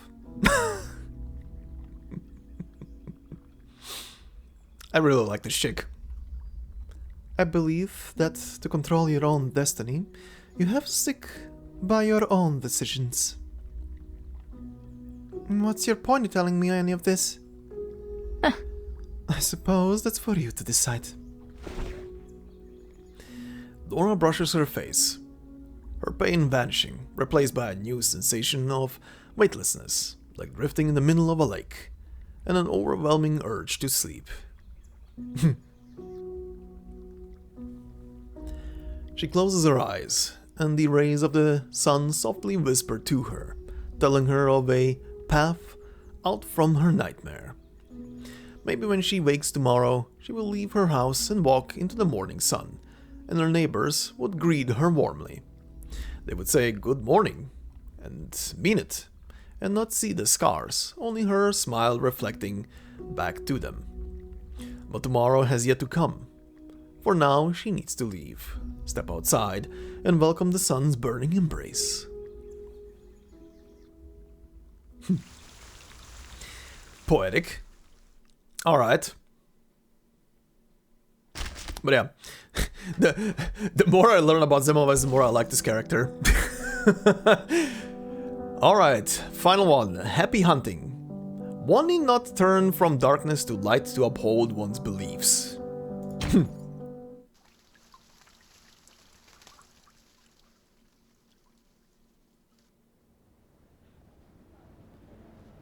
Okay, Ring Road again. The serenity of dusk settles over the entire city, turning the voices from the communicator into distant whispers of fireworks. Please contact the police and have them send someone to rescue the hostages. Miss Semmelweis, you've already captured the Beyond. Why didn't you contact the Foundation to detain her? Why did you decide to let her go? I trust that you will take her to a better place. But she can't be detained just yet. She still has some unfinished business to attend to. If she endangers any civilians, you'll be held responsible. I don't need to explain the consequences of releasing the Beyond without proper authorization. I understand, and I'll take full responsibility. But with her strong will, I felt the Foundation wouldn't have been able to hold her anyway. Strong will? When someone follows their wills, they don't need to turn over a new leaf.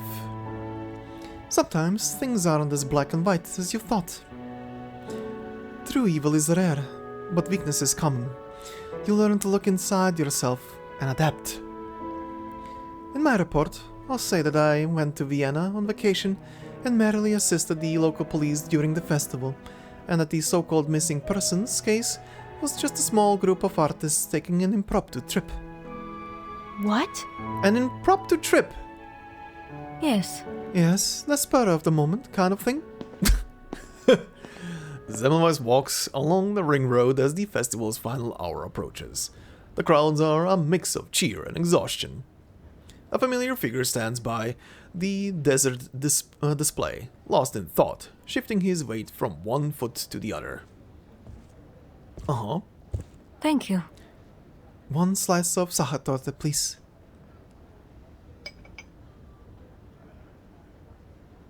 Always this cake.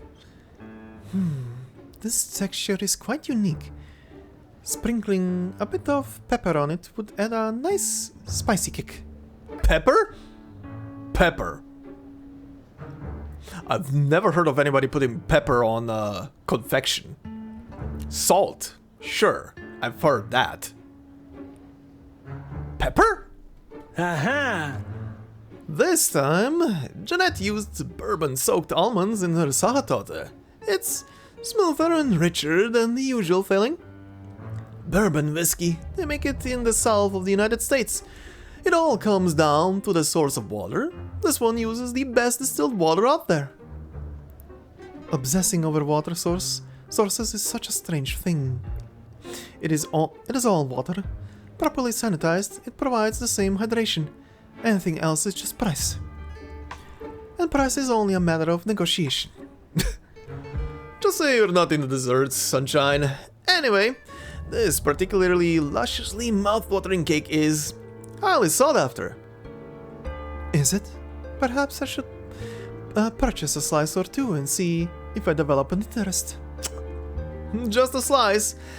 Let's go by the toughest guy goes first rule and split it all. Whatever do you mean? It's a rule I made up myself, and I'm sticking to it. Kind of like how the toughest guy shows up last. Well, it seems you've managed both, as the store is about to close. Alright. Thank you. Might I get another serving, please? Oh, and a bit more pepper, if you don't mind. Thank you. Sorry to take any more of your time. Pepper. Really? So, what's up? Can't the blood-sucking monster just survive to say hello to a fellow colleague? Fine, I only thought you should know that the police have rescued the hostages. They both have confessed to these schemes and violence they perpetrated on Nora, and that she has, by the way, promised to rush the Timekeeper's order. So the Timekeeper really ordered something from her. Though it may be delayed a few days, so I'm afraid you might not make the Timekeeper's deadline. When we talked about motives earlier, you said I should follow the money.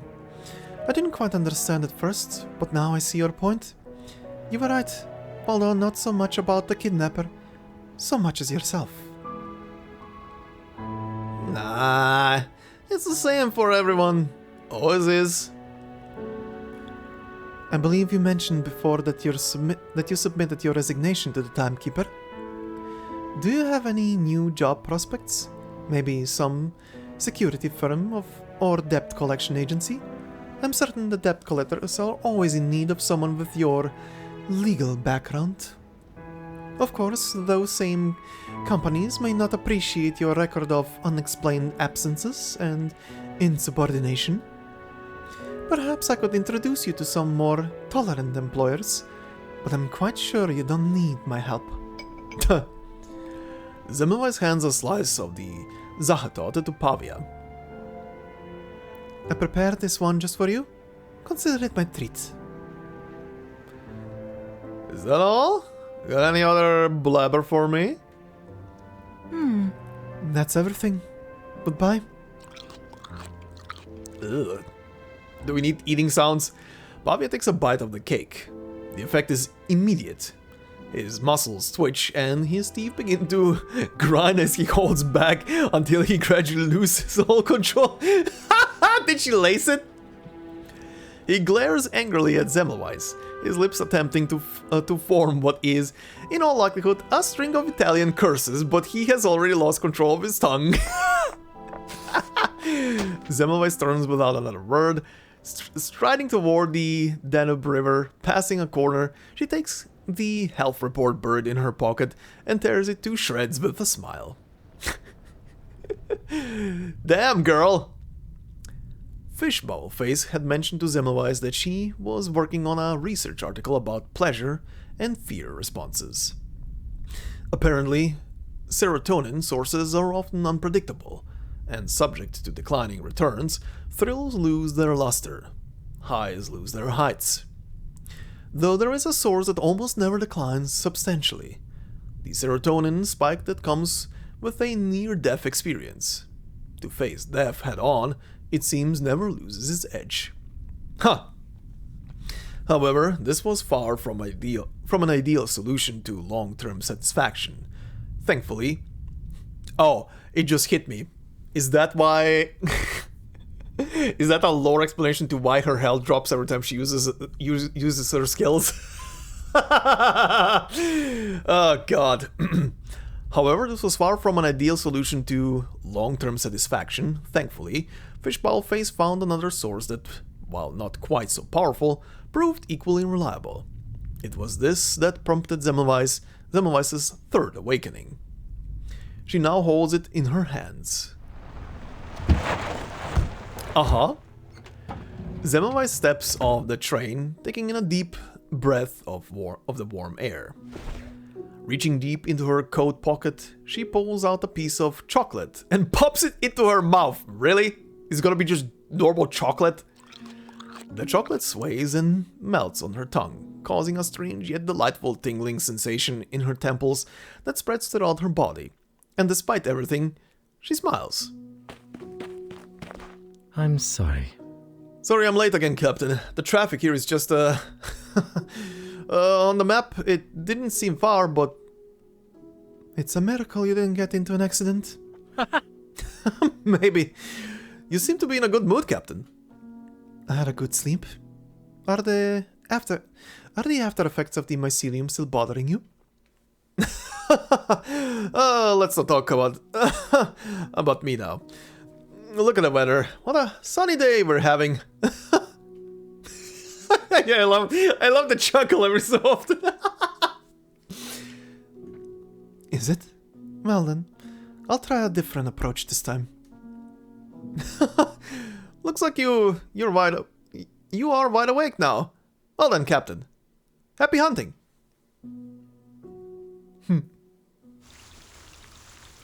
Really? Is it really plain chocolate? That's the solution? Okay. The like serotonin released when you eat chocolate? Oh, okay, that's I mean, sure. That's one way to keep keep the bloodlust in check, I guess. But it's also very funny. It's also very funny that it's chocolate. Okay, that was a very neat story. Before I go and check her files and everything, let's go through this thing. Healthy living. We advocate sleeping before 2200 and waking up before 600. Yeah, about that. To ensure sufficient energy for the following day. I mean, I sleep for at least 6 hours every day, so, you know, that's something, but it's not really at those hours. A banner in some staff dormitory. Rather than living a boring life in the ripe old age of 100, I prefer to revel tonight and die tomorrow. A bar frequenter. Add a stroke, then a hook. Let me draw back the curtains to gaze once more at my beloved moon. Wait, how is it already dawn?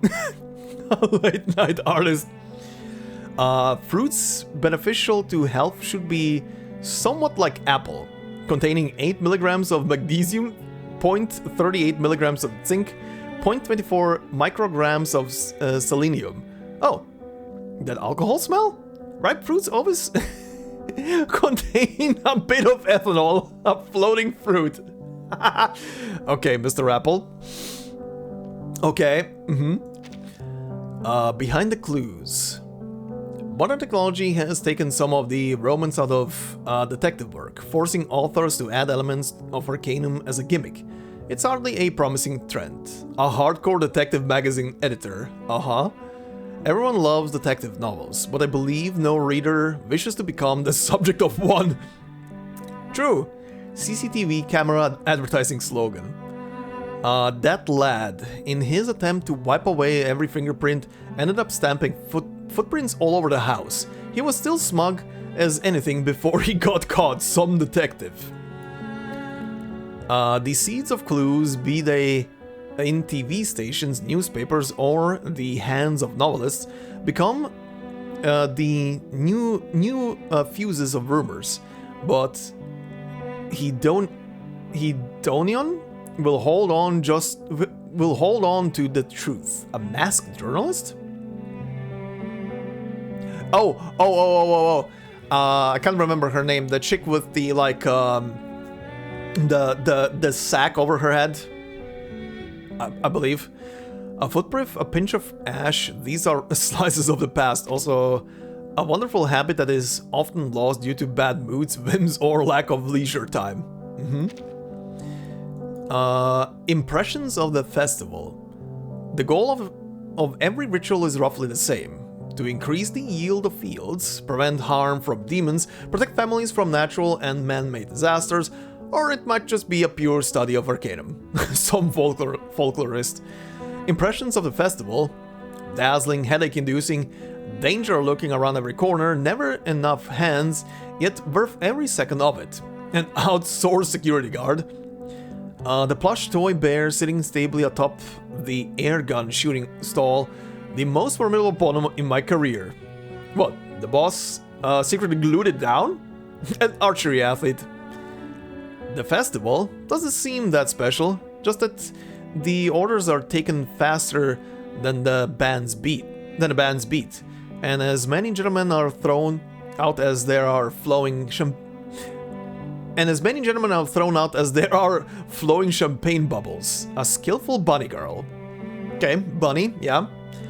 The king is mocked, the fool takes the throne, power is overturned, life is turned on its head. Isn't that a...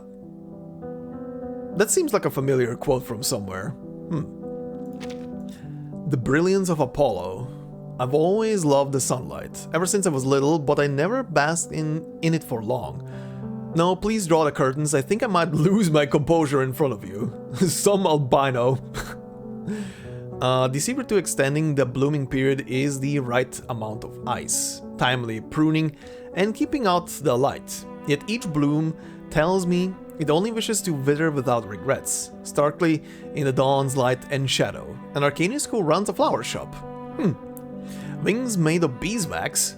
Of course, no engineer would refuse. We are destined to fly toward the sun with reckless abandon. Some are aircraft technician. Heavens, are there really those who would give up surfing for fear of getting a tan? I don't understand. Look, just look at how wonderful the noon sun is. An energetic surfer from Hawaii? I don't know. Maybe a character that I haven't gotten yet? Creates every shade of you but burns your limbs and bones. Yeah, that's the sun. The experience of awakening. Every morning I have to figure out who I am all over again. Even if I wake up as a beetle tomorrow, I doubt I'll be all that shocked. A travel agent. What? Okay. What truly awakens one is not the alarm clock or the sunlight, not even ample sleep, but sincere anticipation for a new day. A best-selling writer on psychology. I mean, that is not far-fetched if you're looking forward to what is about to happen that day. Yeah, you're gonna spring out of bed like your own actual springs. Where am I now? In a dance hall under a bridge or on the podium of a presidential campaign? Some sleepwalker. Oh god.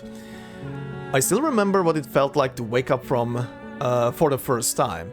Body temperature rising under the radiation, celestial bodies entering viewport one by one. The first artificial satellite in history. Oh, Sputnik. Every deep sleep is a past death. An awakening bestows a new birth. Yeah. Okay. These were fun, but let's head over and check out Semmelweis's now files and everything. Alright then, let's go in order. So, Semmelweis, an infected's work, exhibited in the 1990s for 19 years, completed in summer of the 19th of August. So many 19s in there. Initially exhibited in... Oh, that's Hungarian? Okay. Initially exhibited in... how do you say that? Szeged? Szeged? No idea. Oh god. Csongrád? I guess? I don't know, I'm guessing here. I highly doubt... I barely heard any words in Hungarian. I don't think... do they say the C normally, or is it like a... Depending on the word, like a... In this case, like a ch. Because of the CS. I think it's supposed to be Csongrád. Anyway, county within the Republic of Hungary, and later moved to the St. Paulo Foundation. Medium blood agate, a flatus beguiling Willis mineral field investigation, fragrance note, I love these always. Woody pepper you lend labdanum, cedar and leather. Letter, really? Okay. Alright, let's hear these. Hello, Timekeeper. Hello. I've long heard of your stories. Hopefully my visit won't trouble you too much. But perhaps for you, this isn't much trouble. The sun. The kids in the orphanage love the sun. Often the only entertainment we could offer them was playing in the sun together. Sadly, I can no longer know that joy. But don't worry. I'm still enjoying my life. So things are not so bad for me. Nice. Also, very quickly, it just kind of hit me. She's always usually with her regular brown hair depicted, and only Bella is depicted with the white hair. So it's like her. When you promote her, are you essentially just switching her to her visually switching her to her Bella persona? In that case, is her promoted artwork literally just Bella? That's kind of neat in that case. I intend to keep living. Until I die. Okay. I enjoy the distance that exists between us. Your infrequent visits grant me more freedom to enjoy my own time, especially enclosed in this suitcase. It's very spacious. Oh, welcome. You appear to have come in a hurry, so there must be an emergency. Am I right? Statistically, practicing one's arcane skills in the morning is more effective than at noon. Of course, the morning light isn't so pleasant for me, but one can get used to unpleasant things if one makes it their habit. Alright. I admit, I'm glad to find you seldom invite others to share breakfast here. Personally, I find myself more comfortable drinking blood when you and I are alone. Oh, do relax. I prepared a salad today. No blood bags involved. Thanks. Thank you. You want some Blutwurst? Have you ever wondered at our irrational fascination with the moon and her powers? Actually, wait, sorry. Why is on my mind? Wouldn't that be the perfect meal for her? Blutwurst? A bloody sausage, in English. Wouldn't that be the perfect meal for her? It's literally a sausage that is filled with blood, essentially. Coagulated blood, right? Wouldn't that be the perfect meal? It's literally grilled blood. Wait. Have you ever wondered at our irrational fascination with the moon and her powers? Ghosts, werewolves, vampires, and forest spirits, all beholden to the powers of the moon and the night. Mm-hmm. Yet people still walk out into the terrible darkness just to see it. Yeah. But I nearly forgot. You must share their fascination, else you wouldn't have hung that fake moon in the sky of your suitcase. Alright. If you're bedeviled by insomnia, you may wish to seek help from Lorelei, provided her choice of lullaby doesn't come with side effects. You aren't a gambler by nature, are you? We're not gonna talk about that. Laplace stuff told me my brain is changing. The reconfiguration of my nerve cells and hormones has given me a kind of photophobia. If I do not consume blood regularly, I will experience symptoms similar to vitamin C deficiency. Joint pain, red gums, and slowed healing of wounds. Shake hands, if we must. But I remind you, it isn't very polite of you to take someone's hand without their consent. I know, it's very lewd. Thankfully, my body hasn't become rigid and cold like that of a real vampire. Okay. Good to know. With deerskin, place them into the stone coffin, and then seal the coffin with lead and iron. Excuse me, what? All those pains like the preparations for some dreadful recipe. Still, it's worth studying. Uh-huh. It has ever been a pleasure to work with you. And I'm not just being polite in saying so. Yes. Thank you. Do tell me if my grooming is up to standard. I'm okay. afraid the mirror and I are not the closest of friends. It seems I no longer have a place in its heart, nor its reflection. Yeah, how are you actually doing your hair? There are many truly gifted individuals within the Foundation, and their unique makeup. arcane skills are, all said, intriguing. Yet, to be honest, among all of those bizarre abilities, I find the ability to name rubbish and give it a new function by far the least meaningful. Okay. I have nothing against psychiatrists. If only they would stop prying. Always bragging about their mental strength, forcing their help onto others, and perhaps worst of all, carrying that mirror with them. If they stop doing all that, I may just come to respect them. Oh, Kakania. Oh, Kakania. They've changed me. My body is strange now. My mind haunted by thoughts that don't belong to me. But are these changes irrecoverable? I still feel myself somewhere beneath it all. A part of me that has never gone away. It seems you're ready. Greetings. Oh, these are gonna be fast now. That was certainly a choice. Uh-huh. Agreed. This is no ordinary thing. I hope you like a splash of red. A little surprise. These Have I are startled you? lines Our I've heard many victory times. comes in a tide of blood. Our blood will burn. Close your eyes. It will all be over soon. Rotten luck. Okay. Battles have little meaning, save for the prizes to be won. Uh-huh. I thank you for your generosity. Now, what do you want from me? A hug? Bottom of inside. I'm back finally. My wishes come true.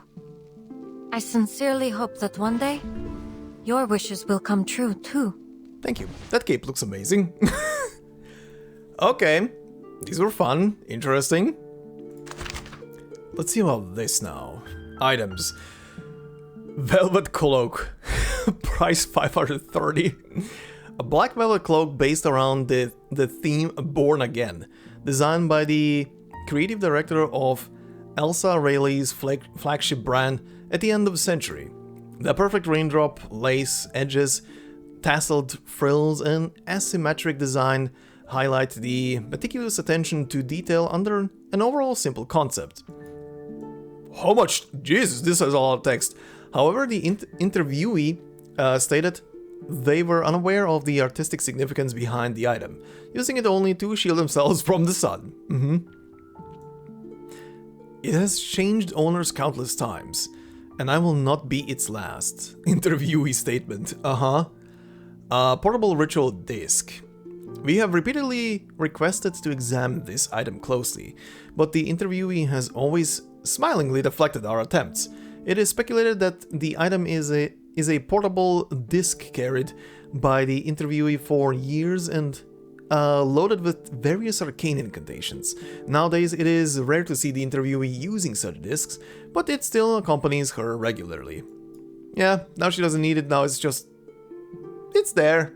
Well, unless it's skill 1. Oh, invaluable. Wow. White satin scarf. Only 18. Clean, tidy, spotless, and every fold perfectly flat.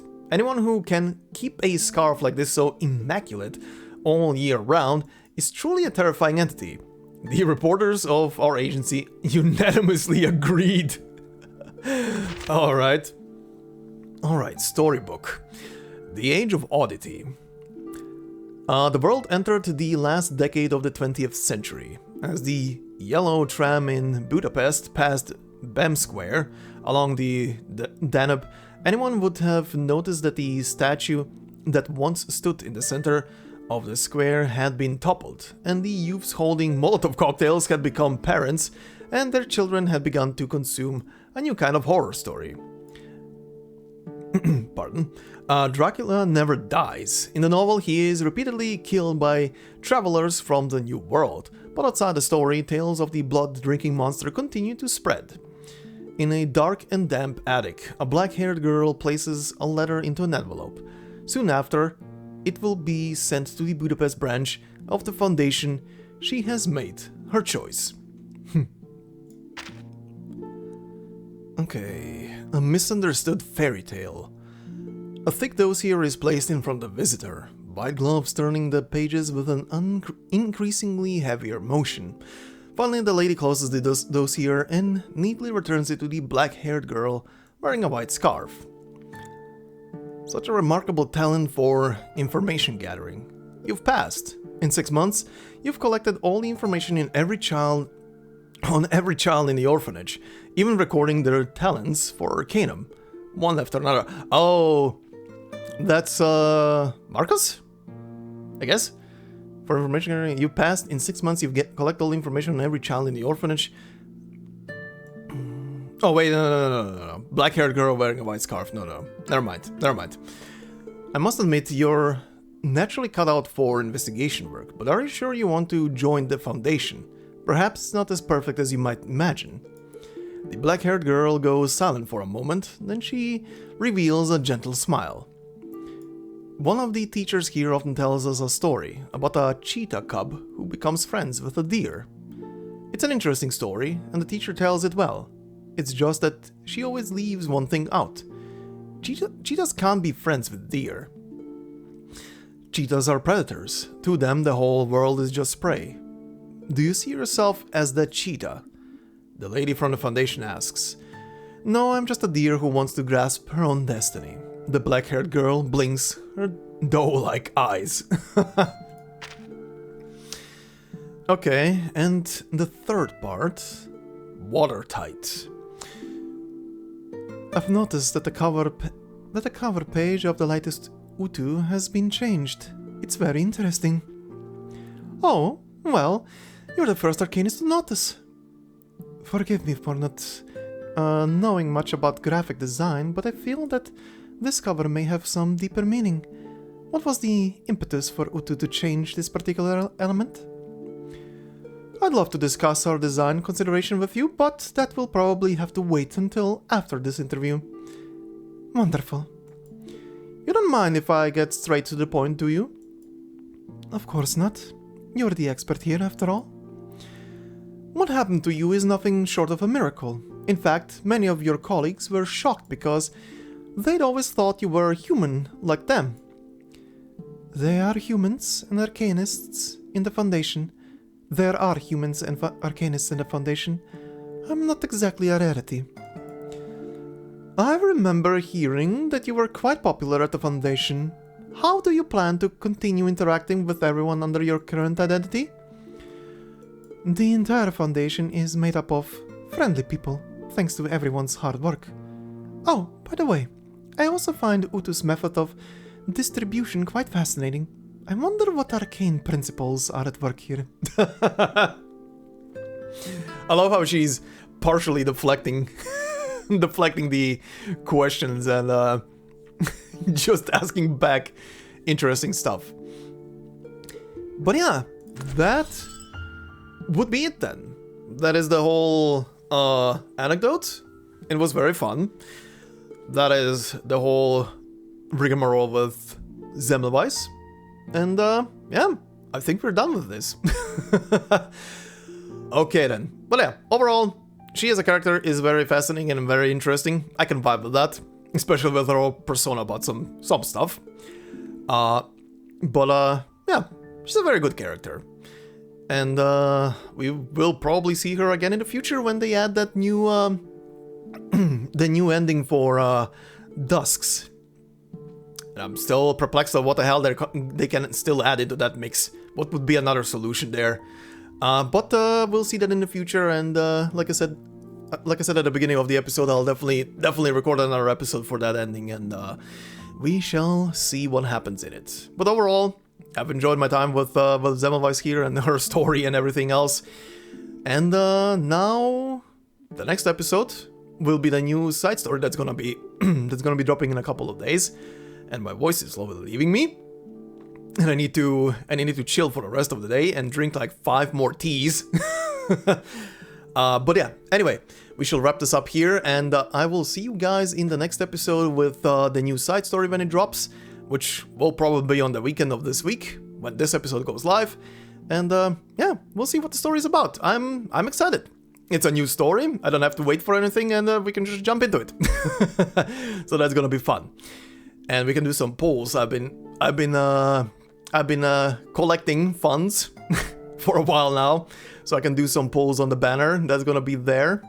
And considering it's a limited character, definitely gonna be getting the limited purely because limited. But yeah, anyway, that will be for then. For now, thank you guys very much. If you enjoyed, once again, sorry for the probably constant throat clearing and stuff. It has to be. But yeah, thank you, and if you enjoyed still, please consider leaving a like, it would help out a lot. New to the channel, please consider subscribing, that would also help a lot. And of course, if you wanna support me more directly, memberships are open, no video will be behind a membership, and thank you very much to all the members already supporting. And yeah, thank you all, hope you have a fantastic day wherever you are, and I will see you in the next one. Until then, bye bye.